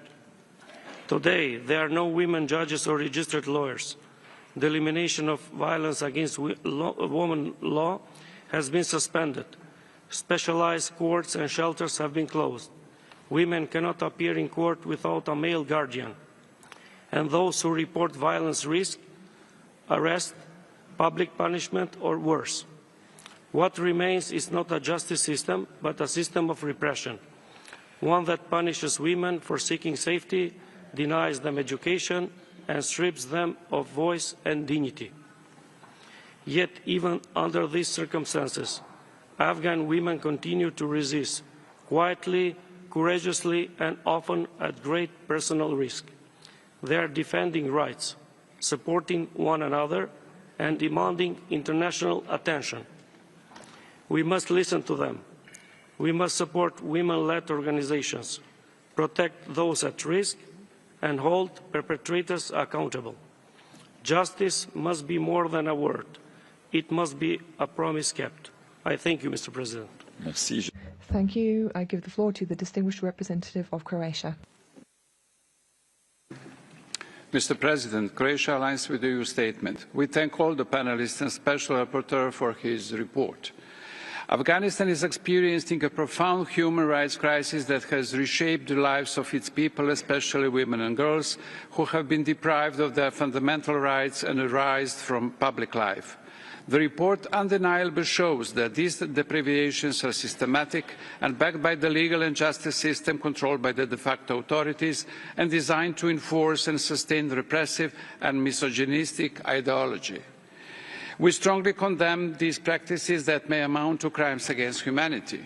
We are deeply saddened to hear about the lack of legal and institutional frameworks and protection mechanisms for women and girls, and especially victims of sexual and gender-based violence. They are left without any support and often forced to return to their abusers. Croatia calls on the de facto authorities to abide by the obligations under the CEDAW and the CRC, to which Afghanistan is a party. We also strongly condemn the reinstation of corporal punishment, including public flogging and executions, and urge de facto authorities to introduce an immediate moratorium on the death penalty and with a view to its abolition. Mr. Special Rapporteur, how can the international community ensure the representative, equal and safe participation of Afghan women in all discussions concerning the country's future? I thank you. Merci. Thank you. I give the floor to the distinguished representative of Luxembourg. Thank you, Mr. President. Luxembourg aligns with the statement by the European Union. We thank the Deputy High Commissioner for the introduction and the Special Rapporteur for the presentation of his report, as well as all of the panelists for their contributions. We pay tribute to the Afghan women present in this room and on our screens, whose voices have been reduced to silence in their own country. However, without them, there can be no peace or sustainable development in Afghanistan. The human rights situation in Afghanistan remains extremely concerning. Luxembourg condemns widespread human rights violations, especially the systematic persecution of Afghan women and girls, which is persecuted as a crime against humanity under the Rome Statute. Luxembourg reaffirms its support for the international criminal justice system. It reaffirmed this by aligning with the referral of the situation in Afghanistan to the ICC alongside 5 other states. We call on the Taliban to abide by obligations from international conventions to which the country is party. We also call for the protection of minority members, including ethnic and religious minorities, as well as LGBTI persons. Mr. Special Rapporteur, Luxembourg supports your recommendation 111A on establishing a comprehensive accountability mechanism. We are convinced that the gravity of the situation requires a firmer response from the international community, which should open the way for accountability for the Afghan people. Thank you. Thank you, and I give the floor to the distinguished representative of Italy. Monsieur le Président, distinguished Deputy Commissioner, Italy aligned itself with the EU statement and thanks the Special Rapporteur for his report. We are appalled by the ongoing deterioration of the human rights situation in Afghanistan, particularly the systematic and the institutionalized oppression of women and girls. They continue to face unacceptable restrictions on their rights and freedoms, including the dismantling of legal protections, exclusion from public life, and imposition of discriminatory practices. While underscoring the need for justice and accountability, Italy notes with concern the assessment that such systematic oppression may amount to a gender persecution, a crime against humanity under the Rome Statute to which Afghanistan is a party. We are also deeply concerned about the situation of children deprived of basic rights and services, and of women and girls from minorities and marginalized groups. Italy remains steadfast in its commitment to addressing this dire human rights situation. In that regard, Mr. Special Rapporteur, how can the international community most effectively support Afghan women and girls and promote tangible improvements in their full enjoyment of human rights? I thank you. Merci. Thank you. I give the floor to the distinguished representative of Pakistan. Mr. President, Pakistan thanks the Deputy High Commissioner and the Special Rapporteur for their presentations. While taking note of the Special Rapporteur's report, we reiterate our repeated concerns regarding the humanitarian crisis and ongoing human rights violations in the country. Pakistan maintains a clear stance on the importance of safeguarding and advancing human rights for all, with particular emphasis on the rights of women and girls. We acknowledge the Special Rapporteur's concerns over the exclusion of women from the Afghan judicial system and its negative impact on the enjoyment of human rights by the people of Afghanistan, especially women and girls. We underline that women empowerment remains vital for holistic socio-economic development of any society, and that the interim authorities in Afghanistan must fulfill their obligations under international law in this regard. Earlier this year, Pakistan organized an international conference focused on girls' education, reaffirming it as a fundamental right in line with Islamic teachings and international human rights law. Mr. President, Pakistan has hosted Afghan people with unmatched hospitality and warmth. However, terrorism originating from within Afghanistan continues to pose a significant threat to both our nation and the broader region. Regrettably, the TTP, Fitna al-Khawarij, continues to target innocent civilians in Pakistan, thereby threatening our citizens and undermining their human rights. We therefore urge the Afghan interim authorities to honor their commitments under international law and the Doha Agreement and ensure that Afghan territory is not used for terrorist activities against neighboring countries. A stable and peaceful Afghanistan is essential for peace and development of the entire region. Thank you. I give the floor to the distinguished representative of Australia. Thank you, President. We thank the Special Rapporteur for his latest report and all panellists for their contributions. The situation in Afghanistan is disturbing. The Taliban has effectively erased women and girls from public life, denying access to education, employment and freedom of movement. Australia is deeply concerned by your findings that the Taliban's institutionalised system of discrimination, oppression and domination amounts to crimes against humanity. Survivors of violence, particularly women and girls, have no recourse to fair or independent legal remedies, legal representation or protection mechanisms, allowing perpetrators of violence to act with impunity. Australia is deeply committed to supporting accountability for human rights abuses and violations in Afghanistan. In 2024, Australia joined with Canada, Germany and the Netherlands to invoke Afghanistan's responsibility under international law for violations of the rights of women and girls, a global first for action of this kind. We call on Afghanistan to comply with its obligations under international law and end its systemic campaign of gender-based discrimination, segregation and violence against women and girls. What more can the international community do to ensure accountability for the Taliban's actions? Thank you. Merci, je donne la parole. Thank you, and I give the floor to the distinguished representative of Kuwait. شكرا سيد الرئيس. Thank you, President. The delegation of Kuwait has read the report of the Special Rapporteur on Human Rights in Afghanistan. My delegation is deeply concerned at the ongoing deterioration of the situation in Afghanistan. There are severe restrictions imposed on women and girls, including depriving them of education, jobs, and participation in public life. This is on top of suffering that has been endured by the Afghan people due to humanitarian and economic crises. The human rights situation in Afghanistan will require a comprehensive approach based on respect for the rule of law and participation by all segments of society, especially women and girls, in the development process. In this regard, my delegation will continue to support the Afghan people, and this is part of our constant efforts to mitigate their suffering and improve living conditions in key sectors such as education, health, and nutrition. Finally, we call for collective international action to promote independent action of the OHCHR in Afghanistan. We must urge the de facto authorities in Afghanistan to abide by their obligations under international human rights law, to stop all discrimination against women and girls. They must open up the way for international civil society to promote human dignity. Thank you. Merci, je donne la parole. Thank you. I give the floor to the distinguished representative of Montenegro. Mr. President, we remain deeply concerned about the unabated acute human rights and humanitarian crisis in Afghanistan, in particular the unrelenting severe oppression of women and girls. As reported, the Taliban have transformed the legal and judicial system to enforce, entrench and sustain the group's ideological, repressive and misogynistic model of governance, and to solidify their control over all of Afghan society. We strongly condemn a widespread, systematic and institutionalized system of extreme gender-based discrimination and exclusion of women and girls under Taliban rule.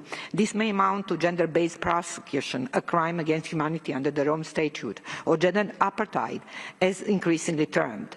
Special Rapporteur, you make clear prospects for achieving justice inside the Taliban-controlled Afghanistan are virtually non-existent. You therefore point to international mechanisms as the only currently available avenues to hold the Taliban accountable and to keep alive the hope of justice for Afghan women and girls. This includes the arrest warrants requested by the ICC for gender-based persecution and the launch of the Accountability Initiative under the CEDAW Convention, which Montenegro has also supported from the beginning. Montenegro reiterates its firm support to the Special Rapporteur's mandate, as well as to ANAMA and other UN mechanisms in Afghanistan. Thank you. Merci, je donne... Thank you. I give the floor to the distinguished representative of France. Mr. Special Rapporteur, nearly 4 years after the Taliban came to power by force, the situation of Afghan women has only deteriorated. France aligns with the EU statement and thanks you for your work, which documents the systematic violations that women and girls in Afghanistan are suffering at the hands of the Taliban. They cannot take public transport alone. They are obliged to hide their faces, and this deprives them of their voice and is dehumanizing. In addition to the ban on access to medical training, women are suffering many other violations. France strongly condemns this dehumanizing and reprehensible policy against women and girls. This could be characterized as gender-based persecution, constituting a crime against humanity.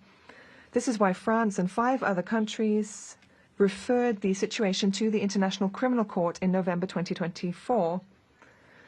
No return to normal will be foreseeable without an immediate and full cessation of these violations, as called for by Resolution 2593 of the Security Council. France supports any initiative to bolster the fight against impunity. Given the stubbornness and obscurantism of the Taliban, France stands in solidarity with Afghan women and will continue its cooperation with the UN and NGOs. Mr. Bennett, what, in your view, are some ways to strengthen the fight against impunity? Thank you.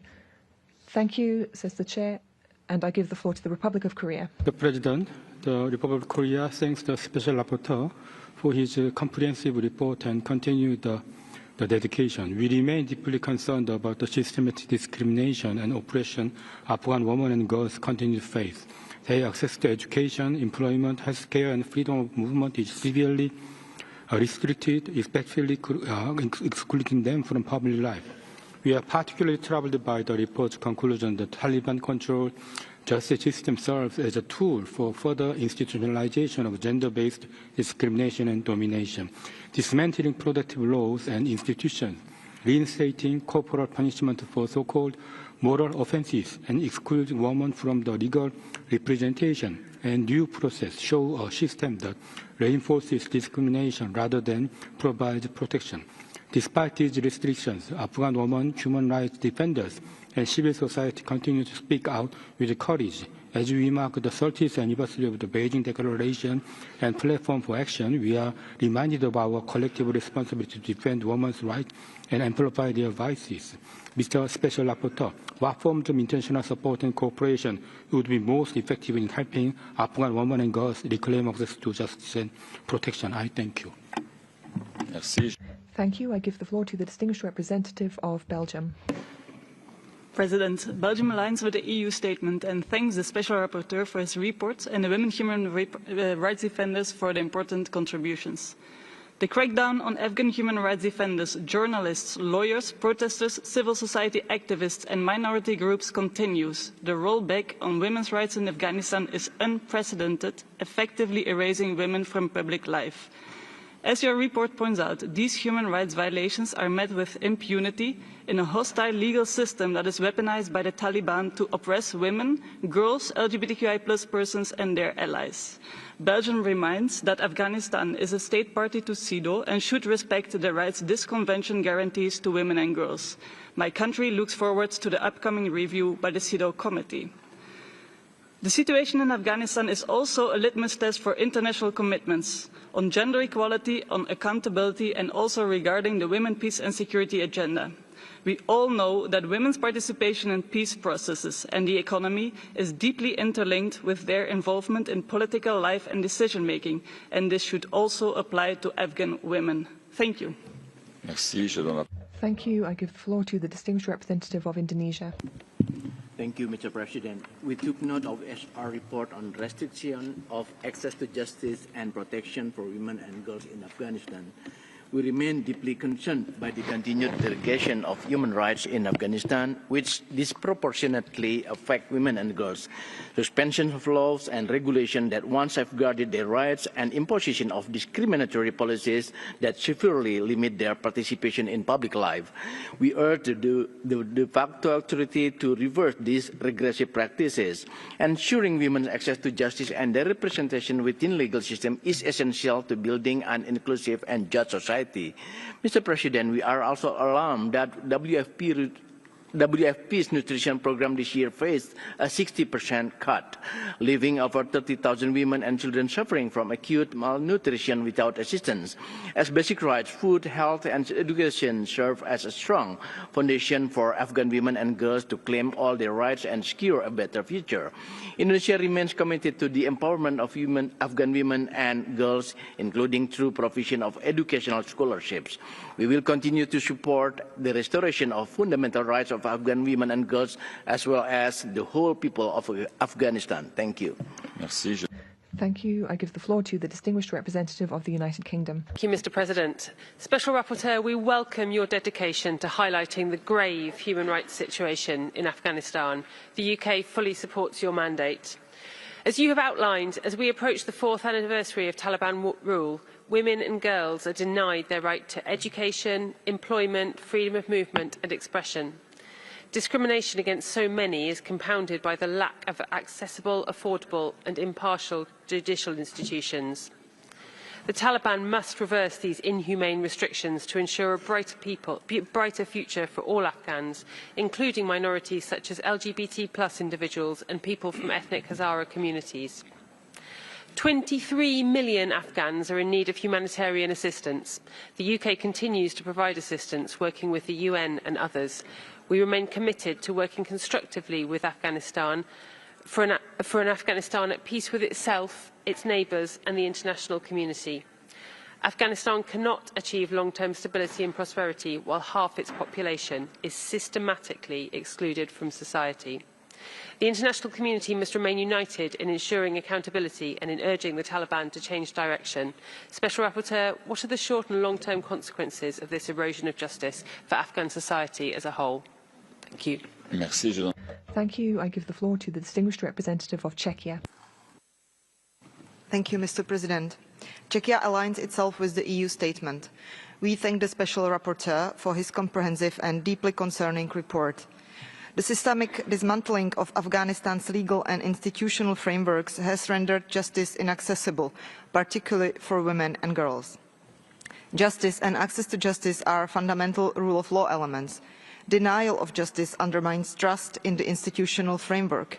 It is the state's key role to ensure justice and accountability for human rights violations in line with its international legal obligations. Human rights of the individual holder must be in the center of the system of justice, and no concept, not even the family honor, can surpass it. We urge Afghanistan to hold the perpetrators of human rights violations accountable and ensure that women are guaranteed the right to a fair trial. Czechia supports the establishment of an independent investigative mechanism with a comprehensive mandate to document and address violations and abuses of international human rights and humanitarian law. Mr. Special Rapporteur, how do you see Afghanistan's prospects for achieving the path to stability and democracy and a resilient and democratic governance structure? I thank you. Merci. Je donne la parole. Thank you. I give the floor to the distinguished representative of Qatar. Thank you, President. At the outset, we wish to thank the Special Rapporteur for his efforts and take note of his report presented to the Council. Afghan people suffered for decades from conflicts, natural disasters, and from terrorism. Afghanistan is currently facing social, humanitarian, political, and economic challenges, which in its turn affect protection and enforcement of human rights. Countering these challenges requires further efforts in order to engage with all Afghan stakeholders in order to reach resolutions that achieves development and stability. Qatar lived up to its commitment as an international partner through mediations and through hosting, together with the UN, meetings of special envoys on Afghanistan in order to reinforce international consensus on various key issues. Add to that Qatar's humanitarian support in order to alleviate humanitarian suffering of Afghan people. In the same light, Qatar was keen to include human rights issues in its negotiations with Afghan partners, particularly support women's participation in peacemaking and peacebuilding, and ensuring their right to education and labor, and ensuring the rights of all Afghanis. In closing, we call upon the international community to provide technical and financial resources and to finance a humanitarian response plan in order to ensure dignity for Afghanis. And thank you. Give the floor to Ireland. Ireland aligns with the statement of the EU, and we thank the Special Rapporteur and all the speakers for sharing their experience. The presentations provide an abhorrent description of the situation facing women and girls due to the Taliban's actions, which overtly aim to undermine access to justice and protection. We are appalled by the Taliban's continued attack on women and girls' human rights, including access to education, employment, health and justice. This continued targeting of women and girls by the Taliban may amount to gender persecution, a crime against humanity under the Rome Statute. The Taliban's ongoing pursuit to undermine the human rights of marginalised communities is unacceptable. This includes the targeting of the Hazaras, members of the LGBTIQ+ community and other vulnerable groups. Ireland condemns in the strongest terms the Taliban's ongoing gross, widespread and systematic human rights abuses in Afghanistan, and we call for accountability of those who are responsible. We also call on the Taliban to ensure the immediate reversal of all decrees undermining the inalienable human rights of Afghans, including the rights enshrined in the CRC and CEDAW, to which Afghanistan is a state party. Special Rapporteur, how best can the international community support efforts to ensure justice and accountability in Afghanistan? Thank you. Thank you very much. I now give the floor to Switzerland. Thank you very much. Switzerland would like to thank the speakers for this morning and the Special Rapporteur. We are still deeply concerned by the human rights situation in Afghanistan, which is marked by persistent institutionalized oppression. In particular, the rights of women and girls are still being systematically violated. Exclusion from public life, a ban on access to education and employment, as well as restrictions on freedom of movement. These discriminatory measures can be deemed to be gender-based persecution, as per the definition of international law. We categorically condemn public executions. The number of these has recently worryingly increased. These practices run counter to human rights and violate the absolute prohibition of torture and cruel, inhuman and degrading treatments which are incompatible with international law. We're also extremely alarmed by the continued shrinking of civil society, and that includes the suppression of critical voices, journalists, human rights defenders and civil society. Switzerland would call on the Taliban to put an end to these violations and respect international obligations and re-establish a safe, inclusive environment based on the rights of the entire population. Special Rapporteur, how do you envisage enhanced cooperation between your mandate and the United Nations Mission for Assistance in Afghanistan? Thank you very much. I give the floor to the distinguished representative of Canada. Thank you very much. Canada warmly welcomes the report of the Special Rapporteur.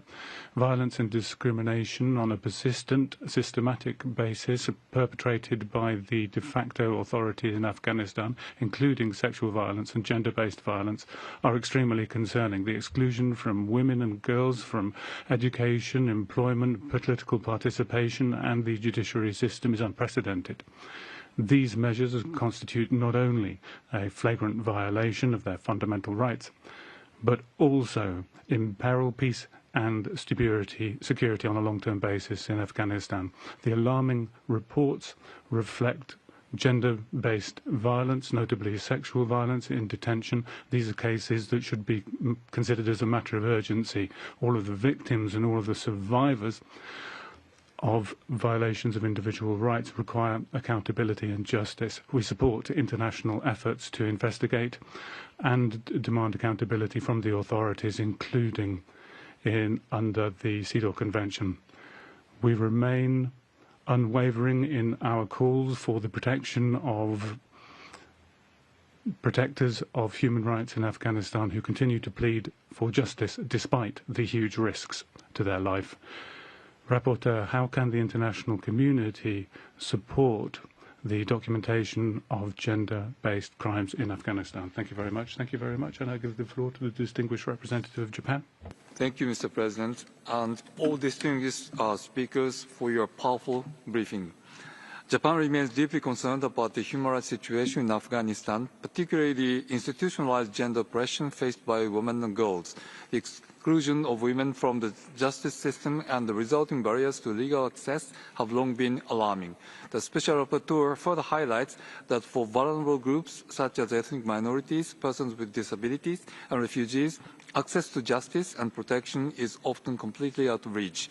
Japan expresses its deep concern over these multiple and intersecting forms of discrimination and underscores the importance of ensuring justice and protection for all Afghans. As noted in the report, civil society remains a vital source of hope. We are seriously concerned that many NGOs face growing restrictions, surveillance and arbitrary detention. The international community must stay engaged with Afghan people. The denial of education, economic hardship and social stigma are worsening the situation for women and marginalized groups. For its part, Japan will continue to provide support for returnees, internally displaced persons, maternal and child health services, and women's empowerment. We will continue to urge the Taliban to reverse its oppressive policies and reiterate our continued commitment to peace, stability, and human rights in Afghanistan. I thank you. Merci. Thank you very much. And I give the floor to the distinguished representative of the Netherlands. You have the floor.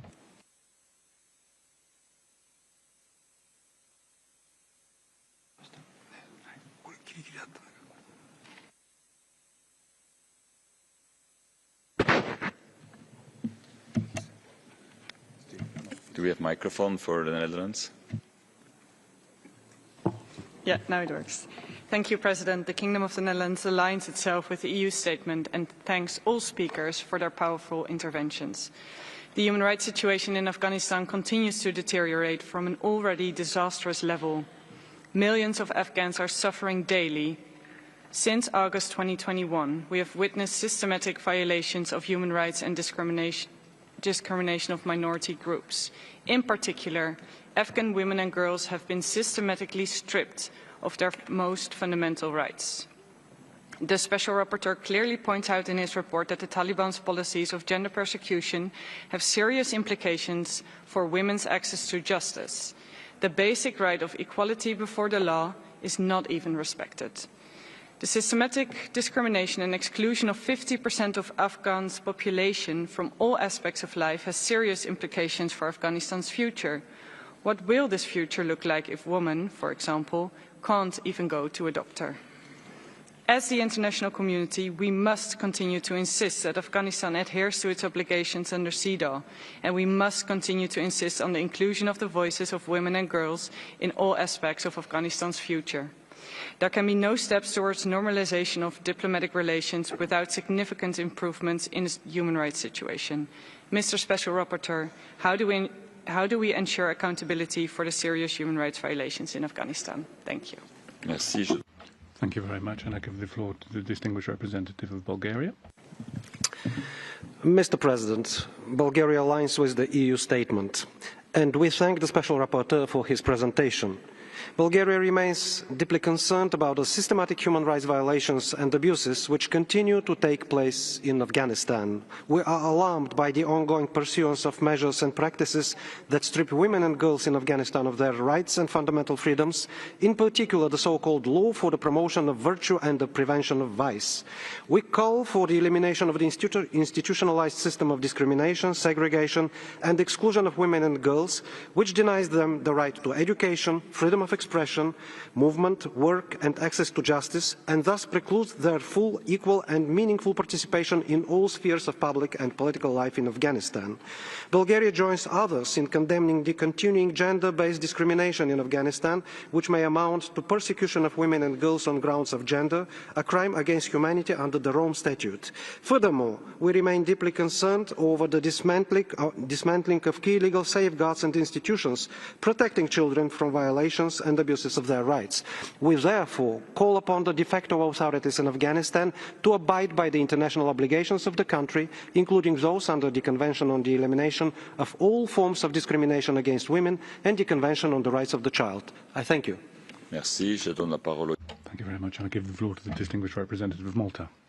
Thank you, Mr. President. Malta aligns itself with the statement of the EU and thanks the Special Rapporteur for his report. Since the Taliban's return to power, women and girls have faced systematic exclusion from public life.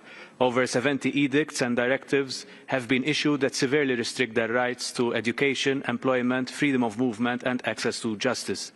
We are alarmed by the dismantling of legal protections for survivors of gender-based violence and the closure of women's shelters. Access to justice is a cornerstone of human rights. A society that excludes half its population cannot prosper. The systematic denial of the human rights of women and girls in Afghanistan is not only a grave injustice, it is a barrier to any form of sustainable peace, stability or development. We call on the de facto authorities to restore women's and girls' access to justice and ensure their equal participation in all aspects of society. In conclusion, we reiterate our support for the Special Rapporteur and all other UN structures and mechanisms assisting Afghanistan. I thank you. Merci. Thank you very much. I give the floor to the distinguished representative of South Africa.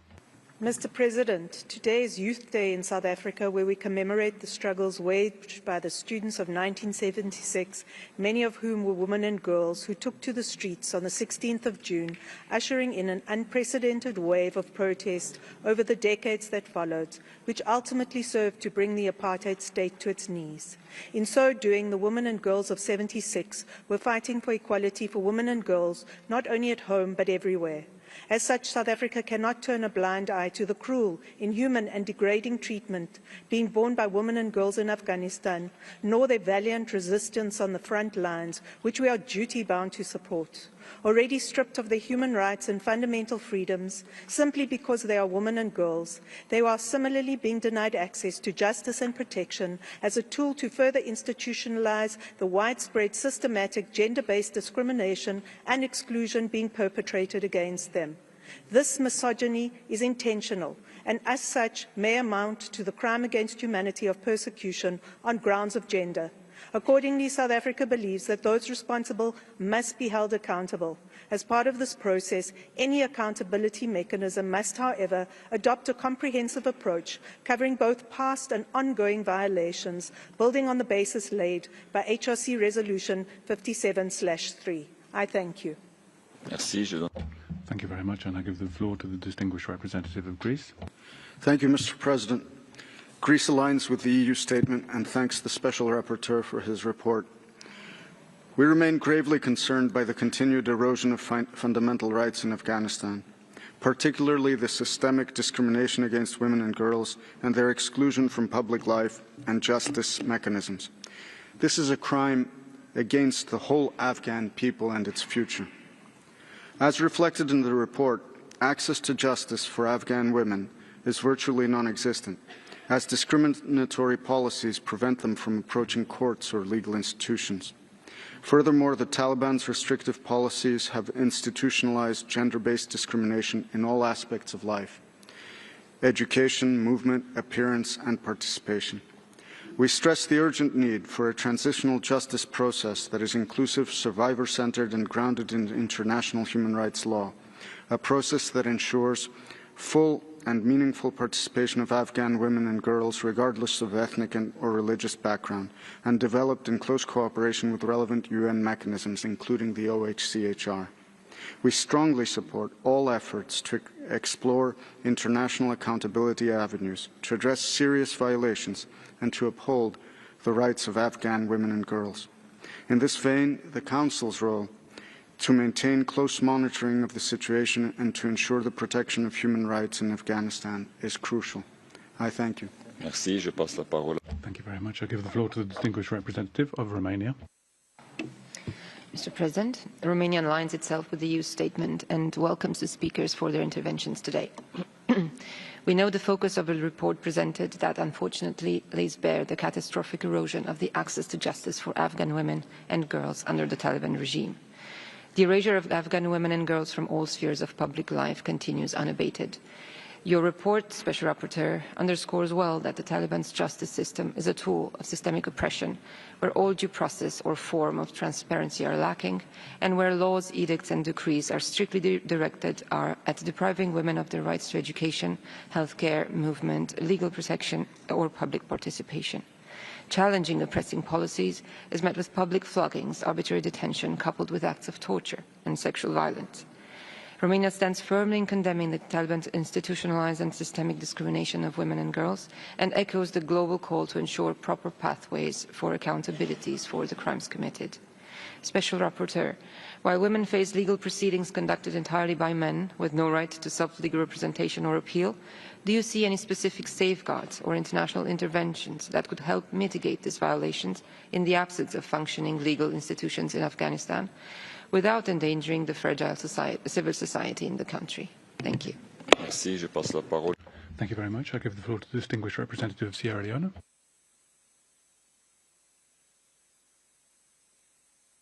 Sir President, we do not seek to take the floor this time. Merci. Je passe la parole. Thank you very much. I now give the floor to the distinguished representative of the Islamic Republic of Iran. Thank you, Mr. President. The current prevailing challenges in Afghanistan are the legacy of endured years of extra-regional interference in this country. in consideration of human rights and long-lasting consequences. Afghan women and girls have been the primary victims of such situations that suffered the most and require proportionate attention the most. Bearing this in mind, we believe that the problems in Afghanistan does not limit to the situation of women and girls. A holistic approach to all dimensions of the current situation with consideration of root causes should be taken into account. Mr. President, Iran shares a historical neighborhood enriched with deep cultural, linguistic and social ties with Afghanistan. All challenges in Afghanistan, mainly the destructive presence of foreign forces in Afghanistan during the last decades, had its spillover and continuous negative effect on Iran. For decades, we have kept our doors open to people of Afghanistan, and today around 5 million of them live in our country in a well-integrated manner in all segments of our society. The illegitimate and unjustified act of occupying Israel on starting war against Iran, attacking civilian areas, breaking food and water resources, and blindly killing innocent people is both impacting Iranian civilians and our... Thank you. I'd remind delegates that you are invited to speak to the agenda item being discussed. I give the floor to the distinguished representative of Chile. Thank you very much, President. We would like to thank the Special Rapporteur for the report and very much value the mandate being carried out to document rigorously the grave situation of human rights in Afghanistan. We're deeply concerned by the normative framework imposed by the de facto authorities. It is tantamount to a structure of domination over women and children with possible implications for crimes against humanity. The report shows how the state apparatus has been used to impose systematic restrictions, exclusion from public space of women, a ban on secondary and higher education, the dismantling of the Human Rights Commission and the denial of guarantees of due process. Chile reaffirms its commitment to substantive equality with a feminist feminist foreign policy which promotes the use of international law as a tool against institutionalized discrimination. We value the proposal to open a serious debate on how gender apartheid can be conceived legally. We recognize that this is something that can be used to effectively combat gender segregation. The international community cannot allow such structural, serious violations. The principles of universality of human rights require concerted and sustained response. In your experience, Mr. Special Rapporteur, what would be the technical and legal key elements which multilateral actors and states could consider to drive a possible codification of gender apartheid? Thank you very much. I now give the floor to the distinguished representative of Malaysia. Malaysia thanks the Special Rapporteur for his report and aligns itself with the statement of the OIC. We reaffirm the importance of ensuring access to justice for all, especially for women and girls, including the rights to education, which is a fundamental component of the rule of law, human dignity, and sustainable peace. Justice systems should be accessible to all and provide protections against discrimination, violence, and exclusion. We appreciate the role of the Special Rapporteur in undertaking a series of consultations and dialogues with relevant stakeholders in the hope to achieve a sustainable solution for human rights issues related to the rights of women and girls. While the call for the establishment of an accountability mechanism to undertake a comprehensive investigation on the human rights issues is important, we are also mindful of the potential budget implications of such a mechanism. Given the UN liquidity crisis,